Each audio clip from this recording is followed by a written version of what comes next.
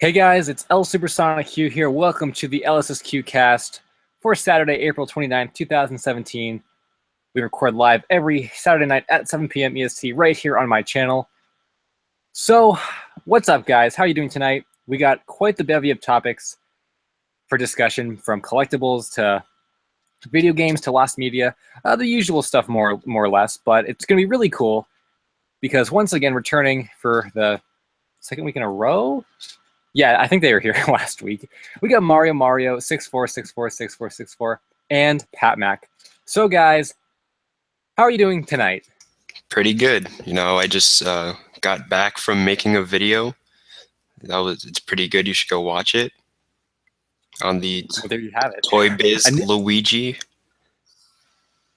A new Mario video. And on Toy Biz Luigi, nonetheless, it had to be Luigi because, oh man, Luigi. Of course. So is this going to be your video? Because I haven't even seen it yet. Whatever. Is it just Luigi and you're going to do the other characters in other installments, or? I only did like Mario and Luigi because those are like the only two I have like opened. Because if I'm going to do them like box, I really can't show off anything. I guess that would make sense, yeah. And PatMac actually in his video, you guys can check that out too if you want to learn kind of the prices involving the set and stuff. Some of them can get a little expensive, so I guess you got to have some deep pockets to kind of get more of the figures, because especially when you consider collecting them all, they can get kind of pricey. I'll probably never have a lot of them, but I have the prototype, so maybe that's all I need. Yeah, same here. The prototype club. Actually, PatMac is now in the prototype club. Yeah, I guess I am, but we'll talk about that later. That's going to be a really good topic. That's going to be really good. So, I think with that said, though, I do kind of want to get into the topic. So there's quite a bit of different areas of discussion this week. We got a lot of plushes, actually, which wasn't really the intention, but it's not just complaining about prices and complaining about whatever. It's not really that. But it's a bunch of different areas involving price is more of the right way to say that. And then also some video game kind of related stuff. But I think we're going to start with the Kirby 25th anniversary, because this is kind of a big topic. And I probably wouldn't have cared that much about it if PatMac hadn't really brought it to my attention with some of the stuff that he's been getting into in terms of the merchandise. So PatMac, want to brief us on the Kirby 25th anniversary merchandise? Sure. Well, April 27th, 2017 was Kirby's 25th anniversary, and they lined it up so that merchandise would come out like on the day of Kirby's anniversary, which was really cool. Like, that alone was really cool. But the merchandise itself it's been like exactly what I've wanted out of like anniversary merchandise. Essentially, there's 3 sets. There's a Cine set, which just came out, and that's the only set I currently own. It's a set of 2 Kirbys. There's one based off of Kirby's Dream Land and how Kirby, they're all based on Kirby's designs from the specific games, because Kirby's design has evolved over the years. So there's one based off of Kirby in Kirby's Dream Land and one based off of Kirby in Kirby's Superstar. And then there's also 2 other sets that were released in UFO catchers, one by SK Japan and one by Banpresto. The Banpresto Kirby set contains a Waddle Dee, a modern Kirby, and a Kirby based off of Kirby and Kirby's Adventure. Yeah, and then there is like the set by SK Japan, which contains a black and white Kirby based off of Kirby's Dream Land, which is really cool because like we've never seen that before. And then there's also one based off of Kirby in Kirby's Adventure, and he looks really cool because he's got blue eyes and stuff like that. Then there's a Kirby Superstar one and a modern Kirby. And those are so cool. I'm really excited to get all of them. The ones I have, the Cine ones, look really good. I highly recommend, if you're a Kirby fan, to get them. They're really nice. So yeah, that's pretty much it. And it's funny too, because I am like not a Kirby fan by like any means really, but like when I saw these plushes, I mean, even though I'm not much of a fan of Kirby, like they're really nice pieces of like memorabilia to have in general, because like so much care was put into them. And actually, PatMac, if you want to talk a little bit about exactly what the plush is, because it's more than just a plush. Yeah, I guess it is. Well, the Kirby's Dream Land plush, for example, by Sine, it's not only referencing Kirby's design from Kirby's Dream Land, but it's also, and okay, I'm just going to say it, I will be reviewing the Kirby's 25th anniversary plushes once I get them. I'm currently writing a script for I've already finished a script for the Kirby Sine plushes. And I realized while I was writing that script that the Dreamland Kirby is actually, it's not only based off of Kirby's design from the game, but it's also based off of the plushes from the time of the game's release. And I say that because I have this Kirby keychain from 1993, released by Bandai. And it's for Kirby's Adventure, but I guess that there were no Kirby's Dreamland plushes, so that was the best they could do. But that keychain, it's fuzzy and it has beady eyes. So on this new Kirby's Dreamland styled plush, they made it fuzzy and they gave it beady eyes. And I want to think that that is based off of the older plushes. And I've never seen a company reference older plush designs. That is, as someone who's really interested in the history of merchandise, obviously, if you have ever seen my channel, that's so cool to me. And that makes the plush like so much cooler. So we kind of were saying that in regards to the Kirby merchandise and the plushes, they're doing everything for Kirby's anniversary that Sonic didn't do and will probably never do. Because yeah. Right? Because the merchandise is so few and far between in regards to Sonic, and different stuff is coming out at random times. And even if you just look, as we've talked about in past streams, just in the US alone, Tomy, just a regular toy company in America, just trying to get out these modern plushes for, well, I guess the 25th anniversary plushes. Okay, those were last year, but the stuff that was really it is the 25th anniversary, really. The modern stuff still isn't out, and figures still aren't out, and the classic Sonic, the new one with his finger up, still isn't out. So it's just, it's so weird because you compare the two, and Kirby is just doing everything right when it comes to throwback styles and releases. PatMac said they came out pretty much on Kirby's anniversary, and it's so cool to see companies really give a franchise that much care. And it sucks that we don't see more of that, because even when Mario was doing his 25th anniversary, I believe. 20th or 35th, I think. Or 30th? What? It wasn't 25th. 25th was a long time. Yeah, no, I actually mean back 25th anniversary. Oh. It was when they released what was it? The Mario All-Stars on Wii with the 4 games. Yeah, I just remember that a lot of people were complaining about that because that was all Nintendo did. There was nothing else for the anniversary. And actually, now that you reminded me of it, they did release 30th stuff, right? There was there were those plushes. Yeah, there was one plush by Taito, and it was just Mario with 30th anniversary stuff, prints on him. And that was it. Yeah, so Kirby just did it right in every regard. And if you guys I'm sure could look up the plushes yourself or whatever. We named them all off. They're really, really good, and you should definitely get them because that's special. That's something special that I don't think, I don't know. It's really cool to see in regards to kind of going off from the merchandise a little bit. Talk about Kirby in general, because like I said, I'm not really much of a Kirby fan, but since we're talking about Kirby, maybe we could talk about our origin with Kirby and how we found out about Kirby and stuff like that. So I guess we'll start with Mario. What is your opinion / how did you learn about Kirby? I think I remember one day going to Target and I wanted to buy Yoshi's Island DS, and I remember seeing Kirby Superstar Saga on the DS. Ultra.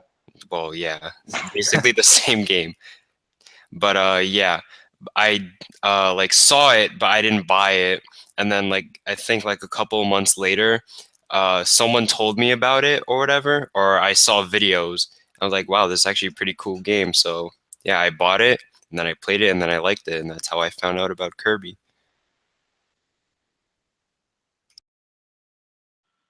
Pretty solid story, I'd say. Mine isn't I think mine was kind of more like an accident. I remember way back when my brother and I got Game Boy Advance SPs for Christmas, and we got a couple of games each. I got Yoshi's Island and Mario Pinball, and he got I think Mario vs. Donkey Kong and Kirby and the Amazing Mirror. And I remember playing that game, and I liked that game. I liked that game. It was fun. It was different because I had never played a Kirby game before, and it was cool. I believe I had watched the cartoon on TV before I played the game, so I was familiar with it, and that's probably why he got the game anyway. But it was a pretty fun game, and as much as I enjoyed that one, I think I 100%ed it. If I didn't get 100%, I got like 98 or something. It was like really close. And actually, I think my file may have corrupted a couple times because I remember going back and replaying the whole game. So I liked it so much that I wanted to, obviously dedicate myself to this game and this character. But it's kind of weird because after I played that game, I never really got back into Kirby. And like obviously I was a kid when I played it. So I don't know. It's weird how Kirby just kind of like, I enjoyed the game so much, but he kind of just fell out of favor. And I think, was it last year or 2 years ago? I did buy a few Kirby games from the eShop. I bought the Wii U eShop. I bought Nightmare in Dreamland. And then almost like a week later, I think, the Squeak Squad. And both of those were fun games, and they were kind of in the same vein as Amazing Mirror. Nothing too drastically different about them. But I think my issue with Kirby and why I just don't like him is because I feel like his games are like too easy. Like, I don't know. Like, I got through Squeak Squad and Nightmare in Dreamland in like a couple days each. Like 100% of them in a couple days. Like, it was really not that hard to do. So I don't know. Maybe if Nintendo actually released like some kind of new style Kirby game on like the Switch or something, like an actual 3D platform instead of a 2D platform, or something different to the series, I'd like him a little bit more. But I don't know. I'm just not much of a Kirby fan, I guess. Well, I'm just the complete opposite because, if you look at my profile picture, Kirby's in the center. And even though I don't make a lot of Kirby videos, that Kirby's actually, like, if it wasn't for Sonic, I'd say Kirby would be my favorite franchise of all time. The way I look at it is right now, Sonic is my favorite franchise, maybe, and then Kirby is my favorite game series. But then I have to think about all the time I spent watching Kirby Right Back at Ya and stuff like that. So maybe Kirby's my favorite franchise. I don't know. They're kind of like both up there as my number one. But I can't even begin to think about all the stuff I've done with Kirby over the years. My first game was Kirby Squeak Squad back in 2007, I believe. I can't really remember why I got it. I think I just bought it one day, and I loved it. Really fun game. I haven't played it in a very long time, so I'm not sure if it's still a really fun game, but I imagine it is because there hasn't really been a bad Kirby game. But yeah, after that, I got Kirby Superstar Ultra when that came out. Well, no, I played Squeak Squad, really liked it. So then I looked up Kirby, found out about the show, found out about the older games, and I emulated the older games. So I played all of them. And then once Superstar Ultra came out, I got that, played it, and then it just went from there. And I just got every new game, and I followed the series and stuff like that. So yeah.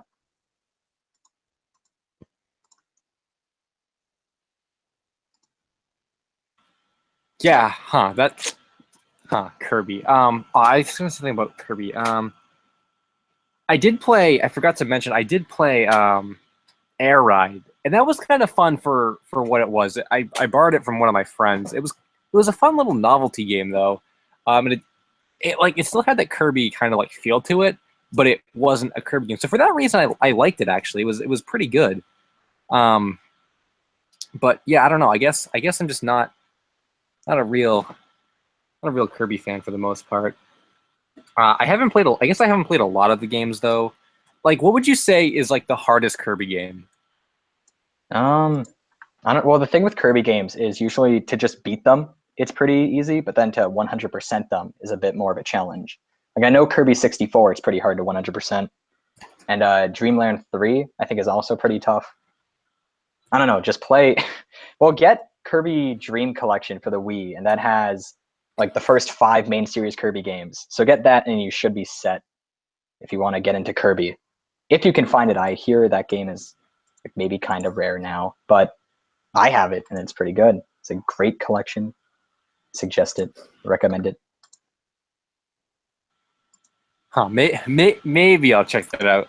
Maybe, because I don't know. Like, I do need to buff out my game library, so maybe because some Kirby can kind of sneak in there. Because I'm not. It's it's not like I'm playing anything else right now. Like, man, I don't even know. Yeah, I just haven't been playing a lot of games, actually. Have you guys been playing games lately? Like, am I missing out on, kind of, I guess, straying away from Kirby a little bit? Have I, like, been missing out on, like, big releases? Or, like, is nothing out right now? Like, what are you guys playing? Well, you don't have a Switch. So maybe you should get a Switch. So I can play Mario Kart Deluxe. I could just play that on Wii U, though. Oh, well. You could. Well, I haven't really been playing, like, any games at all for the past few months. Because most of the time with, like, series that I like, even if they're game series like Sonic or Kirby or Mario, it seems that I'm more invested in the actual franchise itself and not just the games, because I haven't really been playing most of the games like that often. So I don't know what's up with that. Mario, any games on your plate right now? The SpongeBob SquarePants movie. Oh, yeah, I think we talked about this last week or something. Yeah, I've been still trying to 100% it because I never did. What is there to 100% in that game? Because I have no idea what that's about. Well, you have to get like all these like goober tokens. It's basically like power stars in like Mario 64. And you also have to like collect treasure chests to get like extras, and that like also counts as like your percentage. So yeah. Is it like it's a platformer, right? Yeah, it's like a 3D platformer. I don't know why I was under the impression it was like a beat 'em up. I don't know what, but like I don't know why. I thought that like it was, but I think you told me to check it out, but I'm just not a very big fan of, like, I know that you said it's a good game and stuff, and like maybe it is, but like it takes a lot for me to get into like games based off of TV shows and movies, because like they're just, I don't know, like Yeah, Wally they've been known to be like really bad. Yeah, like Wally on the Wii just like traumatized me so much that like I'm just like, no, there is no game based off of a movie or like a cartoon that can be like any good, because, and actually my brother showed me like the cutscenes, I guess, or some gameplay from like a Samurai Jack like PS2 game or something, and it looked unfinished. Like it looked so bad. So I don't know, man. That's an area I've never really got into that much with games. But like I haven't even been playing Smash lately. Like, and I like always play Smash. I just haven't been playing games. I don't know. It's so weird. Like maybe Nintendo just, I know I need a Switch, like PatMac said. I do plan on getting that like in June. That's still on the table. But like, I don't know. There's just nothing to play. Star Fox I never beat, but I really don't want to beat it. And I've tried to go back to that game so many times, but it's just Star Fox Zero on Wii U is just a really, really bad game. Yeah. Smash Bros is kind of like, I haven't played it in a while, but the tournament circuit is starting up again, so I probably will be playing it again within the next month or so. But like, other than that, like don't have Breath of the Wild. I wanted to get Pikmin 3 you can't use a Pro controller for, so that's off the table. Yoshi's Woolly World I did want to get, as with Mario Maker, but like I don't have money for games, so man, I guess rip me in video games. But maybe more importantly than what games we're playing now is what games are we going to play in the future. And that is a direct segue into Sonic Forces, which is a game that I'm sure a lot of us will maybe be playing in the future. Maybe not. Maybe I won't get Sonic Forces. But one thing's for sure is that they released a new gameplay trailer maybe a week ago, was it? It was only a few days ago. Like, I don't know. Oh, all right. Well, a few days ago, they released a new gameplay trailer with classic Sonic in Green Hill Zone. And a lot of people had a lot of different opinions about that. So I think we're going to talk a little bit about what we saw and kind of what this means for the greater game that is Sonic Forces. So I guess to set the stage here, so there was a new gameplay trailer released, and I guess kind of already said it. Yeah, Sonic was in Green Hill Zone. Classic Sonic. So this kind of confirmed a couple things. Well, one is that it looks more like Generations than ever. And I think at this point, people are really kind of taken to the idea that this is like Generations 2. Because, Well, I mean, you have the boost gameplay. I don't think gameplay. you can say that yet. Oh? Yeah, no. Okay, why is that? Well, there's the third gameplay style.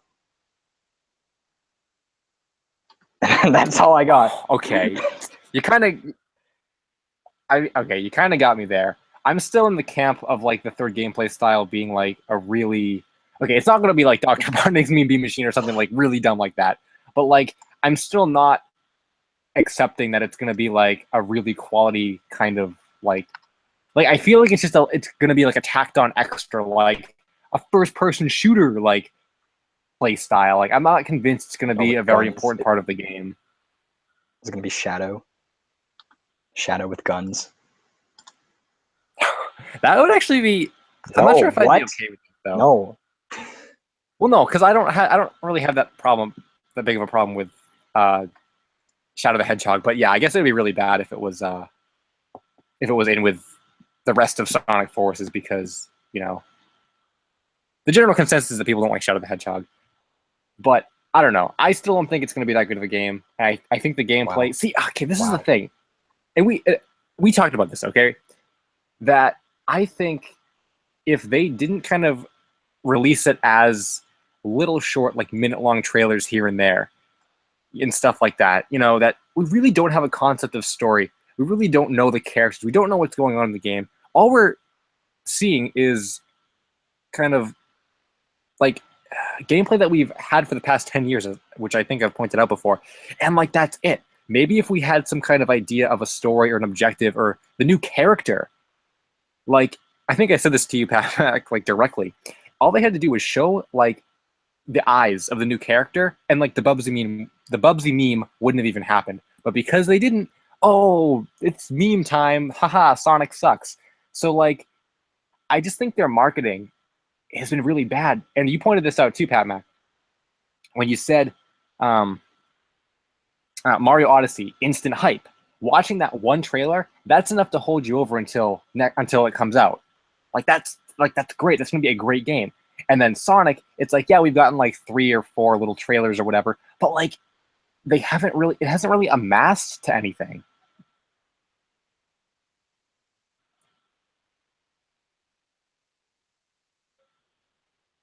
So I mean, I still want to give it more of a chance, I guess, but like wait until E3. Okay, that's a fair. Yeah, I guess that's fair. Give it till E3, and then if it still sucks, I guess you can just cross it off. But legit though, do you think? Because I think I pointed this out before. Do you think that because of the Sonic fan base, I guess, or not so much the fan base, but the way that Sonic is perceived in the gaming world, and how Sega's in not that great of a spot now, do you guys think that having it released alongside Mario Odyssey is like a death wish for it?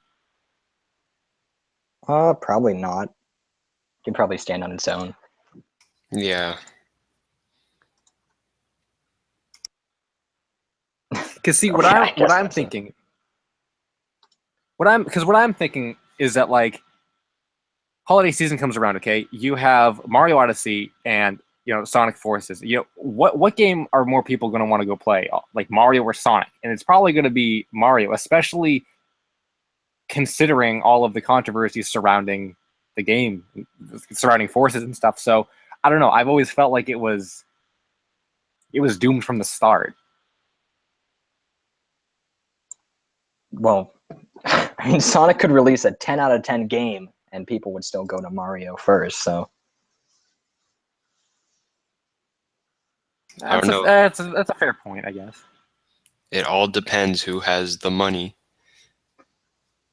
What, for reviewers? Pay reviewers? Well, yeah, because like, say, like, look at it today. Like, everybody's like being scalpers and that, and everybody has all this money. So like, basically, people would like buy both games. So like, yeah, that could be a thing. Okay, I guess. Kind of still keeping with the Sonic Forces thing. I think we were talking about this the other day. Forget exactly what we were discussing, but it was like something about Sonic Adventure 3 and how like Sega would be really dumb to not, do something with Sonic Adventure 3 at one point. So, Oh. what? Well, you mentioned Sonic Adventure 3. Well, That's all the point I was making is that I'm trying to remember exactly what it was. It was like we all thought that this game was going to be Sonic Adventure 3, and it was like Sonic Forces, and like way back at the 25th party, they're like, no, guys, it's not Sonic Adventure 3. But didn't we? Well, they also said it wasn't Generation 2, so. Okay, true. Yeah. But didn't we kind of assume that maybe this game, because it's been in development for how long? Like 4 years? Yeah. Yeah, 4 years since the end of Lost World's development.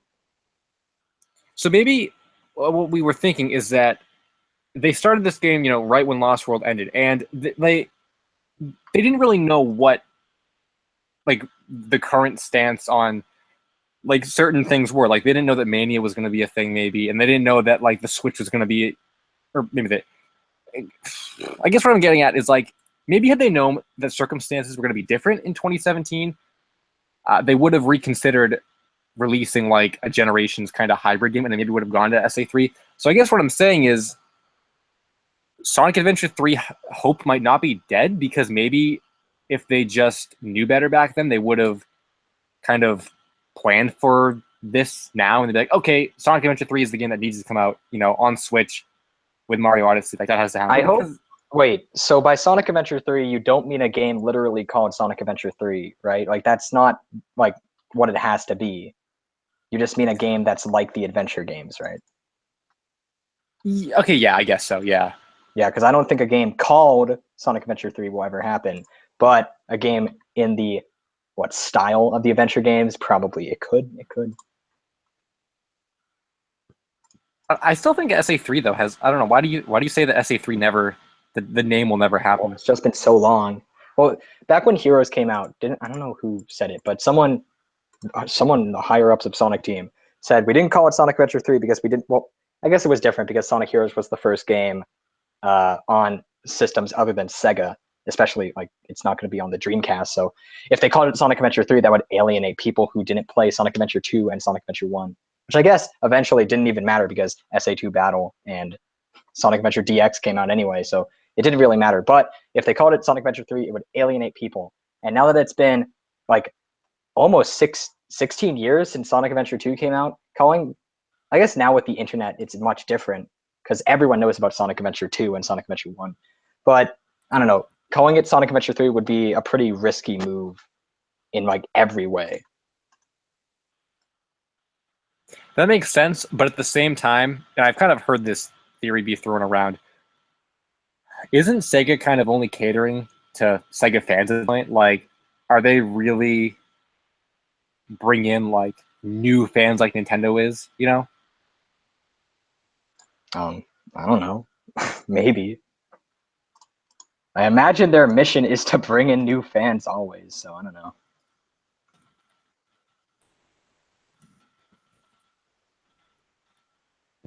Okay. Well, any thoughts on Sonic Forces Mario? We didn't even talk about Classic Sonic. Oh, oh yeah, that was the gameplay. We didn't mention. Rip. Yeah. All right, start us off, Mario. Classic Sonic. How do you feel about that? Feels off. I don't know, because like, do we really need to like play as him again? But yeah, for like gameplay, it looks like Generations. Like really nothing changed except for like level layout. That's really like basically it. And those boost pads, we don't need those. Actually, speaking of level layout, remember that sick theory about how the water in the Green Hill Zone, or how the sand was at one point water? Didn't you bring up that theory, PatMac? Yeah, someone on Sonic Retro mentioned at the end of the stage, Classic Sonic goes over a bridge that falls down, and a bunch of chopper-based badniks or whatever they are jump out.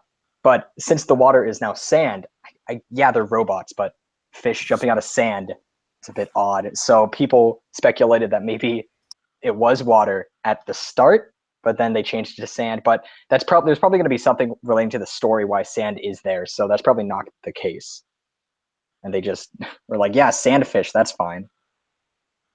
Yeah, because I mean that's the first thing I thought of when you said to me is that like, oh, okay, they had another Green Hill Zone, but they wanted to make it different because they can't do another Green Hill Zone, so they swapped out the water with the sand. Oh, it's different now, but Yeah, actually, that would work if because Mania started development after Forces, so they already had the plan and probably the level, like at least order for Forces done, or some general concept before Mania came into existence and had Green Hill Zone in it. So maybe they did just have a basic Green Hill Zone. Like what I think that stage that they showed, the Green Hill Zone, maybe Act 1, I'm thinking that might be like an opening tutorial kind of like stage for Classic Sonic, because it looks really basic to be any stage other than a like tutorial stage. So I'm hoping that it's just Green Hill Zone for that one stage, and then everything else will be original, which I'm assuming is what will be the case.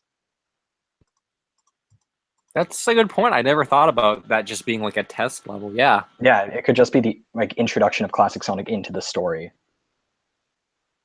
I'd be a lot more comfortable with that than if that was an actual level in the game, because it was really. Well, it's going to be the first stage in the game probably for Classic Sonic.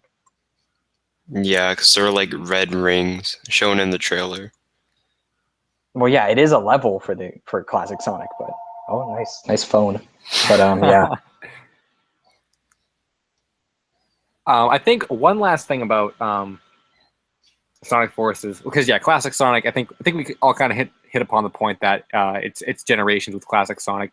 I don't think Classic Sonic needed to be in there at all. Good one.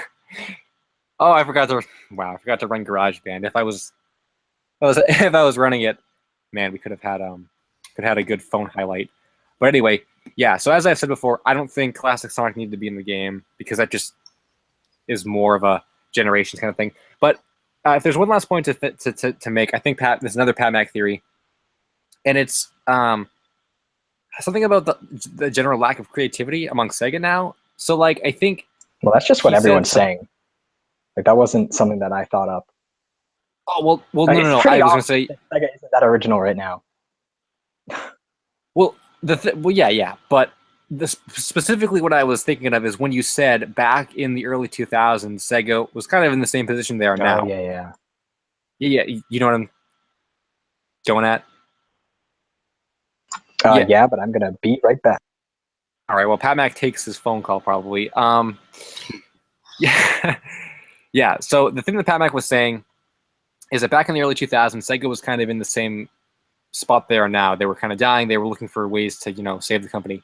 So by default, they had to be more creative, and they really had to make an amazing game. And that game was Sonic Adventure 2.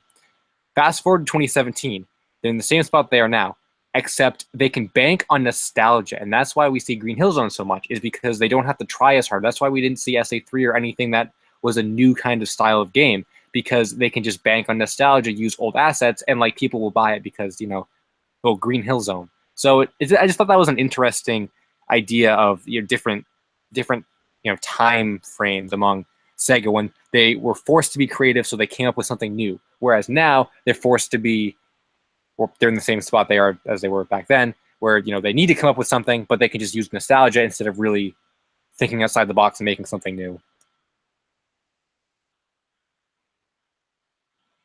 But I think for the most part, that's going to do it on Sonic Forces. Any other thoughts? That there's only 3 playable characters, 2 of which are Sonic, and then there's this one new one. They did confirm no one else is playable. I think that's a mistake. Wow, oh my gosh. Yeah, I feel like every time we talk about this, we always miss something that's like a really big thing, and that's something we missed. Yeah, no playable characters except 3, and 2 of them are Sonic.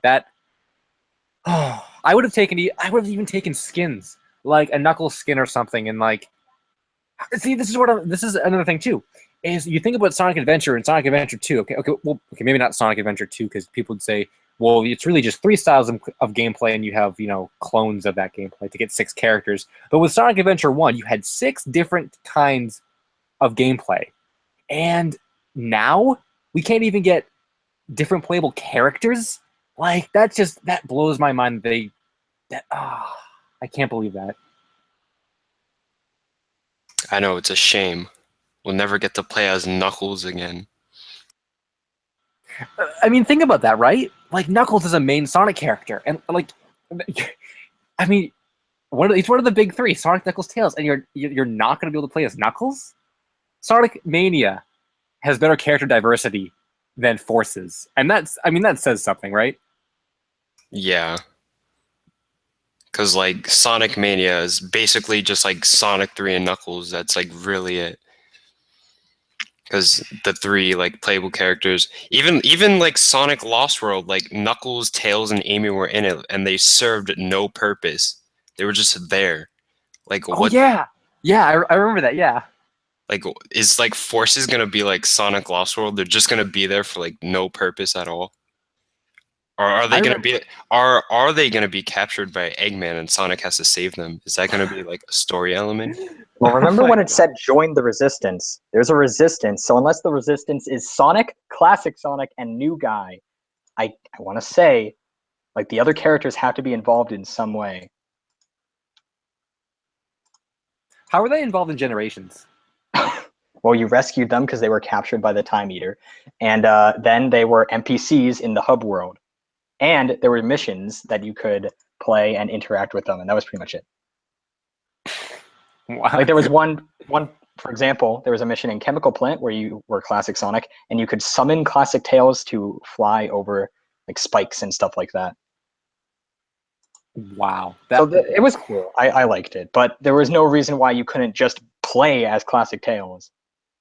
So, for the longest time, I thought that Modern and Classic Sonic, Knuckles, and Tails were all playable in Generations. And when I found out that they weren't, I was like, what? Like, all this time, like, years, I thought they were. Because I've never played Generations, so years, I thought they were playable, all three of them in Classic Modern form. And then they just weren't. Like, wow.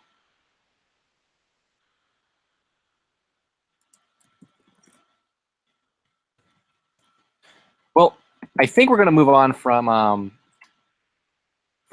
Forces. That was a really good topic. I think we hit upon all the points. Is it time for everyone's favorite part of the stream, where we talk about merchandise and collectibles? I think so. But I actually wanted to start with the cooler of the stories this week, with your new item, PatMac. Oh, really? My new item? It was a topic you brought up, yeah. Yeah, it's in the title of this video, this stream. As rare, I didn't even know. Wait, why did you put rare in the title? Whatever. Rare Jazwares Big. Yes, the Jazwares Big prototype. I own the Jazwares Big plush. I don't have it on me. It's in my room right now. But yeah, I have it. It's okay. So some backstory. So I was just browsing eBay. I searched Sonic plush, and from this Chinese seller named well, I'm not going to say. Well, yeah. Okay. Okay. There's a Chinese seller named Anime China Tiger on eBay, and they get stuff. We don't really know where they get their stuff, but they get stuff from company or they get stuff from factories, I think, and they just sell it on eBay, or they steal stuff from factories maybe and just sell stuff on eBay to make a cheap profit. And usually I would be against that thing or that sort of thing, because that's kind of how bootlegs get like started. People stealing things out of factories and then faking them. But in that eBay seller's case, they just take things from the factory and sell them, which is still bad, but it's not as bad. And in some specific cases, you get cool things like that to show up. So they listed I think the listing was just called, I could bring it up, but whatever. I think it's just called, it was just like Sonic the Hedgehog, Big the Cat, new plush, whatever. And that was it. They had no idea what they had. They just thought it was this random Big the Cat plush that they found supposedly in the factory. And turns out it's a prototype of the unproduced Jazwares Big the Cat plush that was going to be released in like 2010, but it never came out for whatever reason. And they listed it on eBay for $15.80, and I found it as soon as it came up, and I bought it immediately.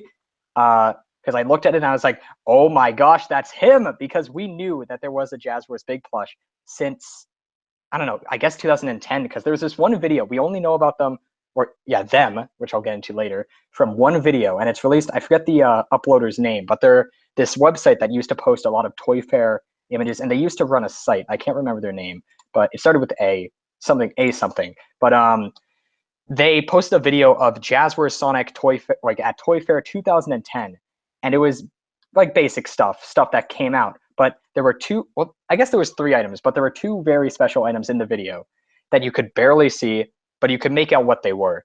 At one point in the video, they like moved their camera by.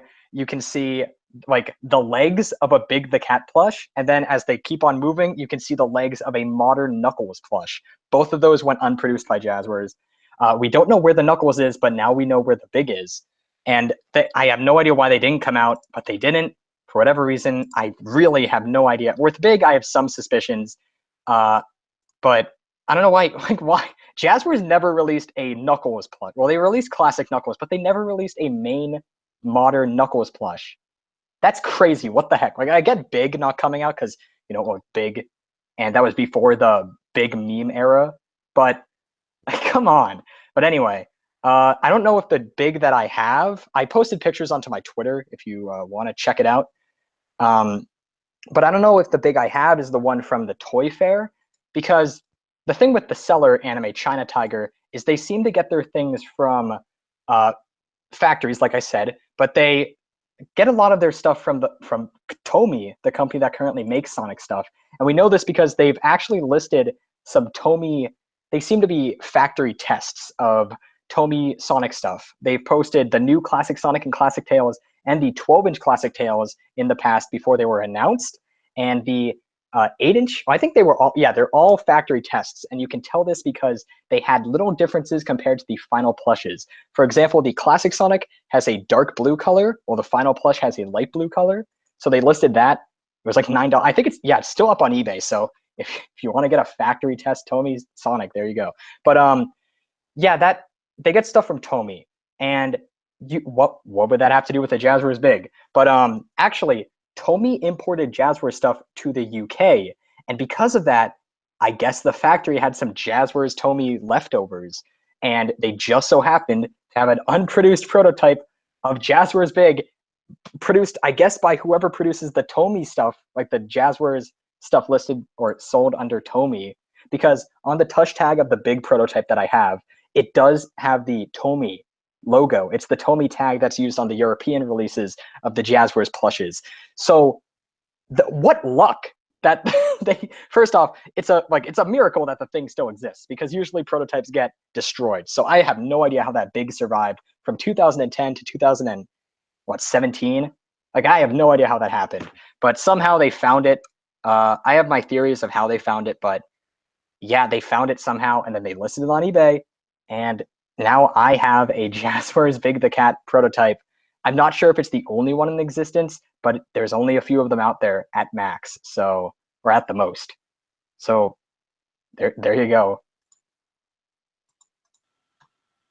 Yeah, so that was a really, really cool find. And like, I remember the day that happened and stuff. Like, I forget if I must have logged on after the fact and then seen PatMac post all about it. And I didn't even know what he just freaked out. I'm like what could he have possibly found that was so amazing that he almost died from it. And it was the prototype Big, and it was so weird to see. Because we never thought we were gonna, because there are so many things from Jazwares, as PatMac mentioned, like the modern Knuckles plush and the classic SuperSoniQ plush. There's so many things that we haven't seen, and we don't know if we're ever going to see them, and we don't know if a lot of those still are in existence. But then when the Big showed up, it's like, wow, we weren't everything changed. Yeah, now everything's on the table. If Big still exists, then who's to say Knuckles doesn't, or classic SuperSoniQ? They could still be out there somewhere. We just need to find them, or someone needs to find them and list them, preferably for $15 on eBay. Yeah, because that's actually a big thing about the prototypes is preservation. Yeah, because this Big, I have so many things to say about this Big, but this Big, if this random eBay seller didn't by chance find it at a factory, or whoever did, and then I guess gave it to the eBay seller. However they acquired it, if that event didn't occur, we would have never saw the full Big the Cat plush, maybe, unless we, I don't know, contacted someone who worked on the plush line. But if that event didn't occur, because in the video that shows like Big's sandals and that's it, I think you can maybe see his hand or something, and like the lower half of his like body, and that's it. We would have never saw his face, for example, or a good shot at it at least. But because of the eBay seller listing it, we now have pictures of it. I'm most likely going to make a video on it eventually, documenting and showcasing it so that we can see it from as many angles as possible. I'll try to explain the history of it in a video. Because I want to document this. This is someone's work. Someone out there made this Big the Cat plush, and it never came out. And to have their work just go completely unseen would be like really a shame.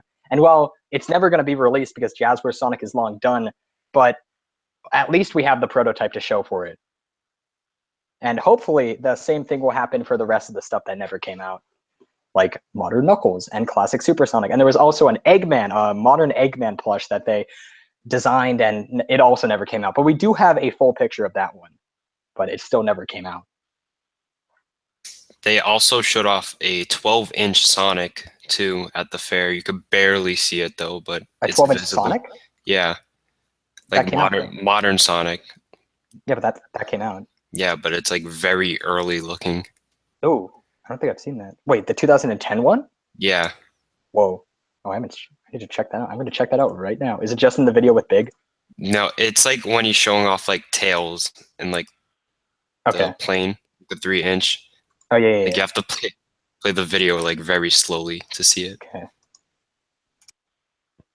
And it's actually kind of interesting too, because a lot of times plush prototypes will be destroyed, reused for other. Yeah. So I have contacted people who worked at Jazwares, and from what one of them said, they said usually with plush prototypes at least, and I guess prototypes in general, at the factories they either get destroyed, just simply destroyed, just to not exist anymore. Because I guess you don't, from a legal standpoint, I guess you don't want that stuff floating out there because it was denied like production for a reason. Obviously, who knows why Big never came out, but like they probably don't want it to still exist if it got canceled. So it makes sense, but still, that's borderline lost media at that point. If they cancel everything, or they destroy like the one prototype of an item that exists. But that usually is what happens with most prototypes at factories. Because I specifically mentioned the Classic Supersonic to the guy I was talking to, and he said that the chances are it was like scrapped and reused for parts in a factory. Like they just ripped it apart and somehow reused parts of it for other projects that they were working on. So imagine if you made a Classic Supersonic plush. Imagine if you were some guy at a factory and you have the one Jazwares Classic Supersonic plush, and you just rip it apart to reuse it for something else. That may have happened, and there may not be any Classic Supersonic plushes left in existence. But at least there's still the one Big, so I guess that counts for something. And the same thing could happen with figures too. A lot of the times when the figures are made. Well, with figures, it's even worse because they're made out of clay usually, like clay master sculpts of them. So they just melt the clay to reuse it. Or like resin. Yeah, they just it's a sad topic, prototypes.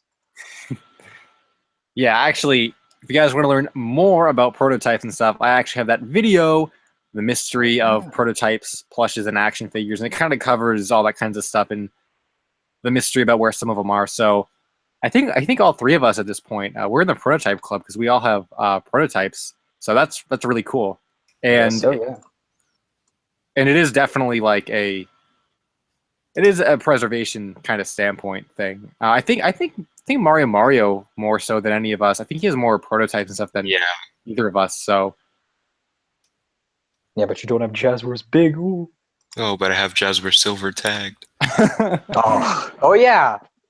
I did actually glance at the chat for a second, and someone did mention there was a Jazwares Silver on eBay without a tag that sold for $6.99 with free shipping. Let's talk about that.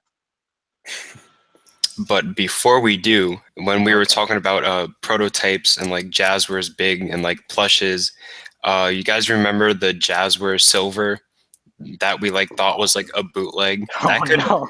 That could be a prototype too. That was Okay, so back in summer of 2016, a different, I don't think it was the same eBay seller, it was but some different. other, It was different. yeah, it was some different eBay seller, also in China.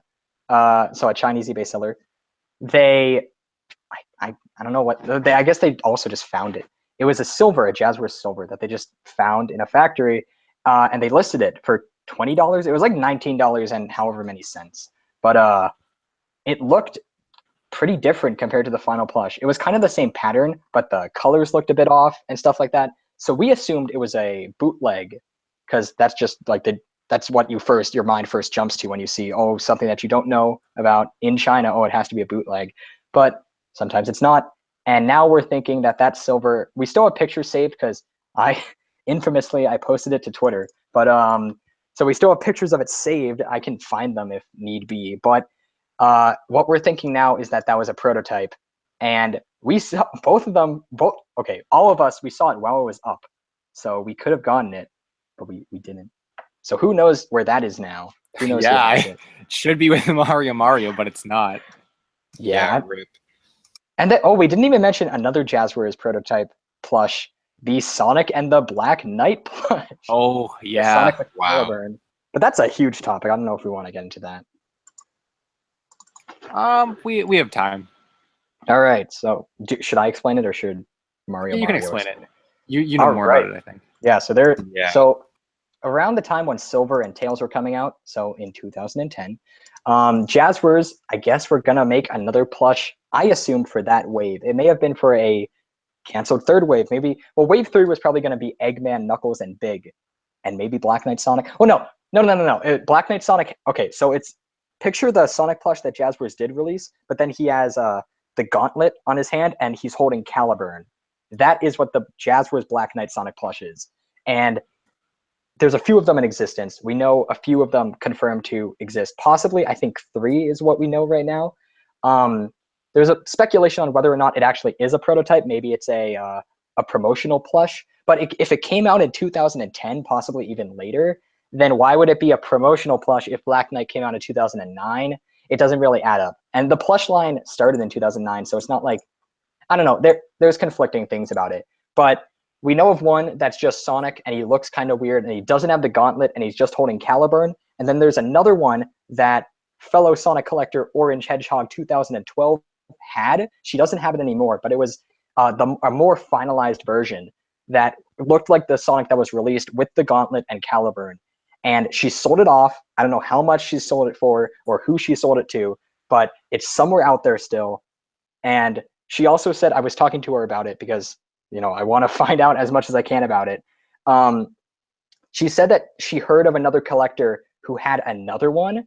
So maybe that's a third Black Knight Sonic out there. There could be even more. I assume whenever, like with my Jazwares Big, I assume that they made a few of them in the factory at least. So I'd say there's maybe no more than 10 in existence, but there's probably going to be more than one in existence for my Big at least. So maybe one of you will get it someday. But for Black Knight Sonic, we really don't know anything about it because it wasn't shown at Toy Fair from what we know of. It just kind of showed up one day, and we have no idea what the backstory behind it is.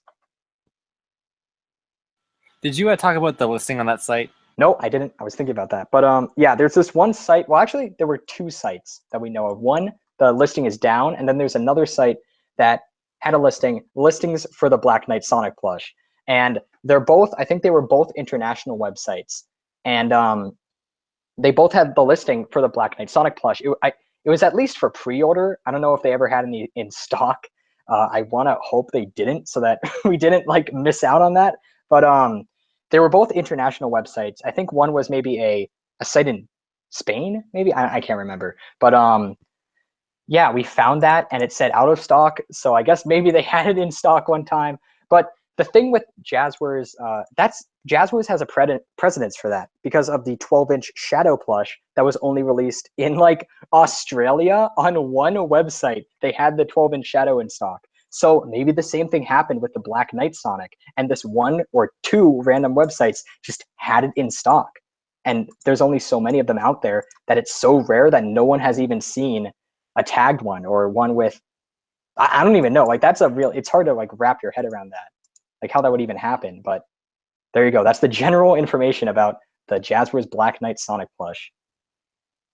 Yeah, I just put a link in the chat for the picture. Yeah, that's the one without the gauntlet.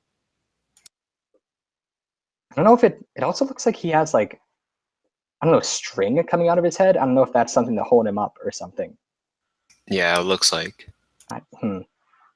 That we haven't, that looks like a factory image, or like something that like an in-house image at like taken at Jazwares.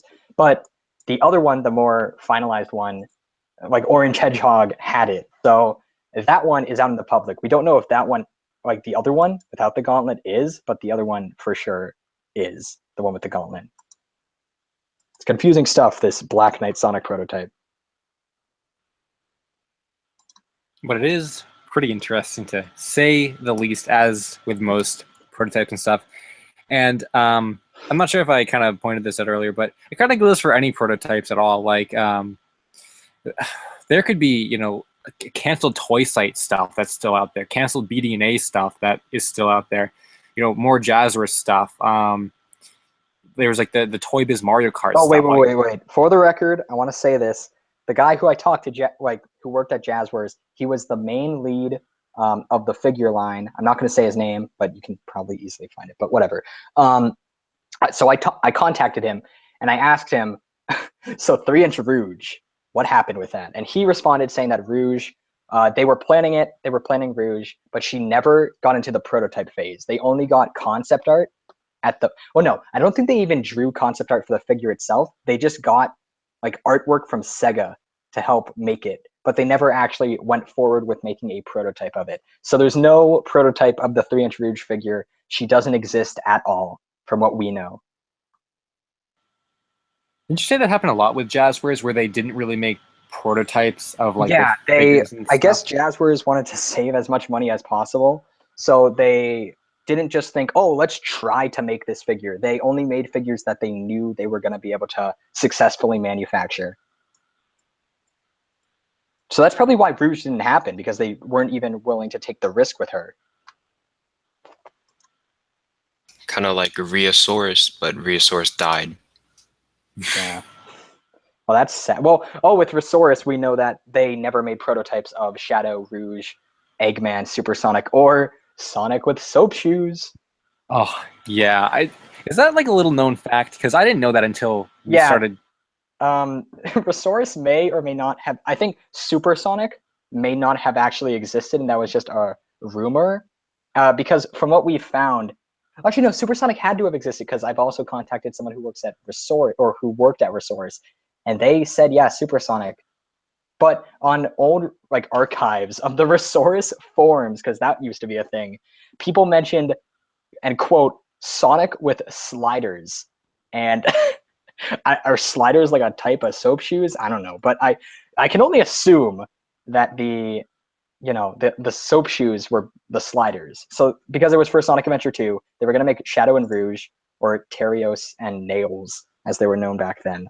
But so yeah, I guess Rheosaurus was going to make a Sonic with soap shoes. And that probably would have been automatically the greatest piece of video game merchandise of all time, a Rheosaurus Sonic with soap shoes.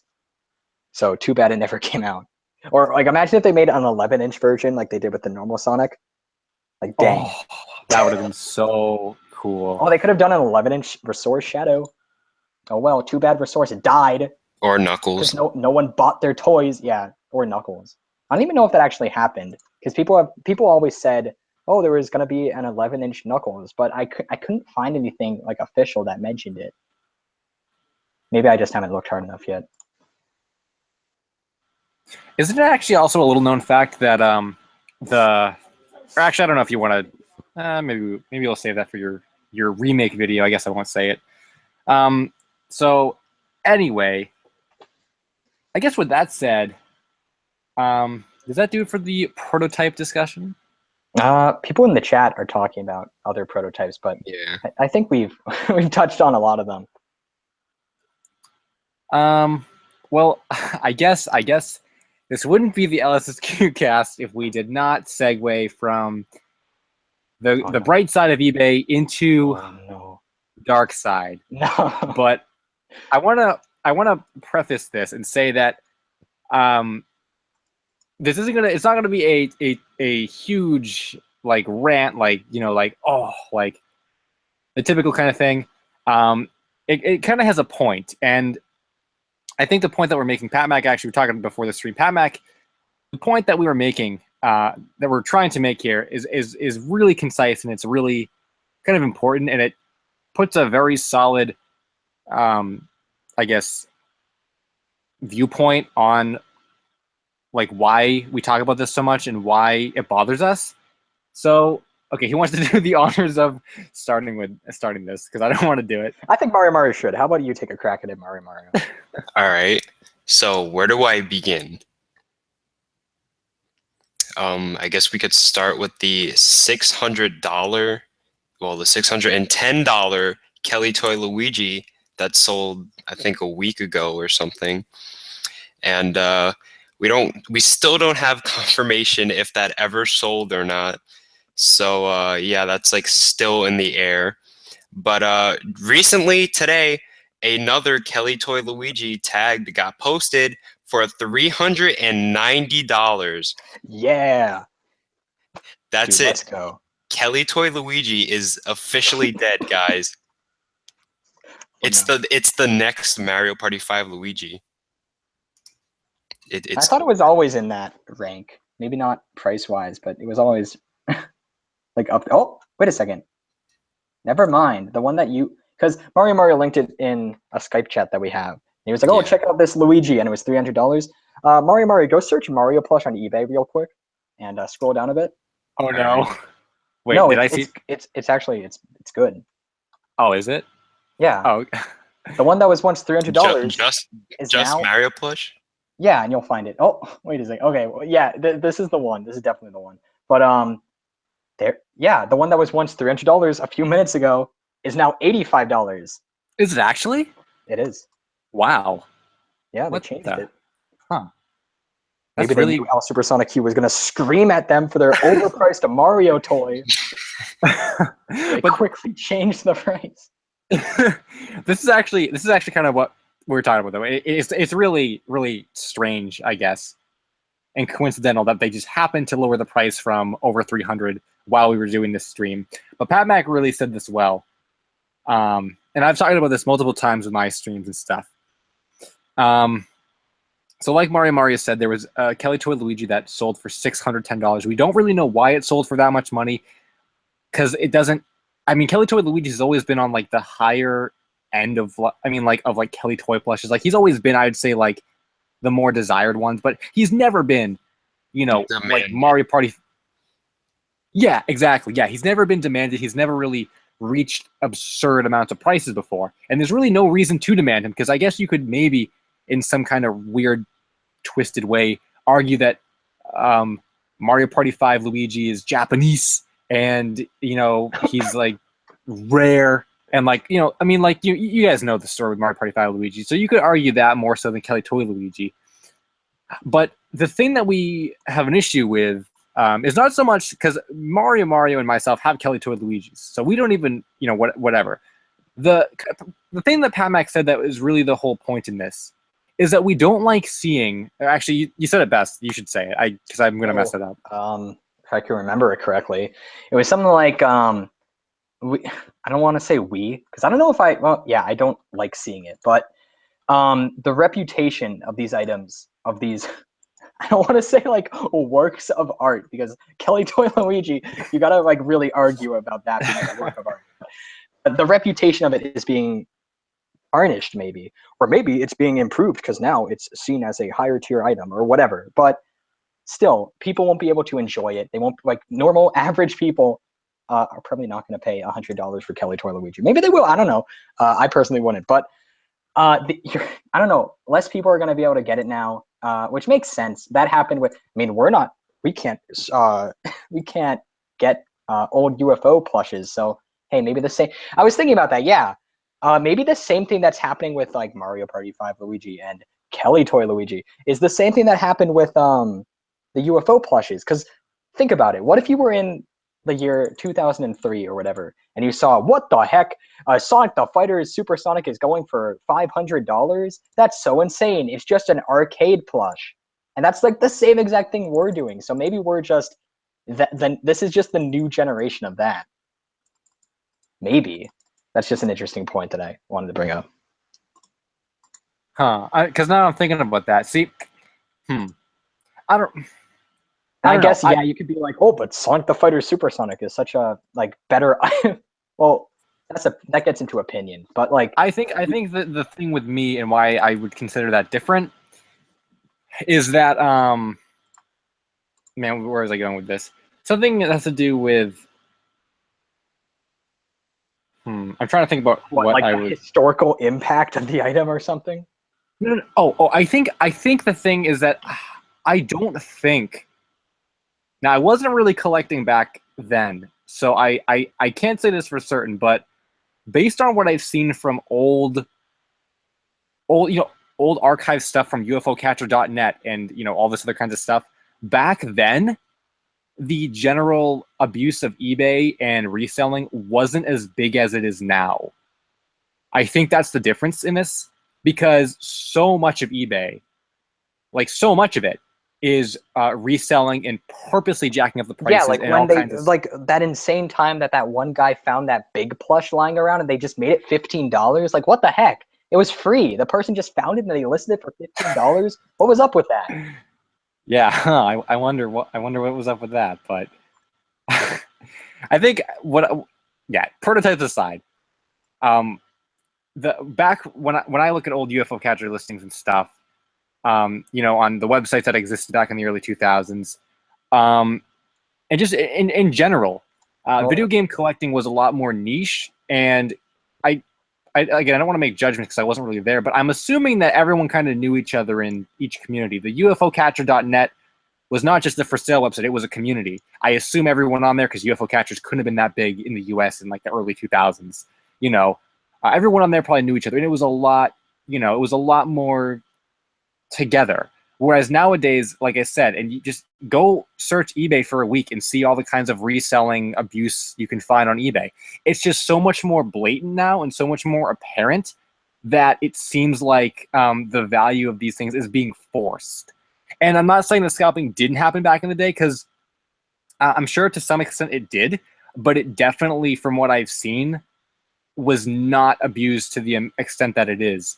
And when you think about and PatMac said, yeah, Sonic the Fighter's plush kit was an arcade plush or whatever. But, like, even if you assume that Sonic the Fighter's Supersonic was scalped like Mario Party 5 Luigi is now, back then, even that was, a Japanese UFO catcher kind of plush. Mario Party 5 Luigi was, in production for 10 years or something? Actually, wait. I have been meaning to correct you on this. Not 10 years.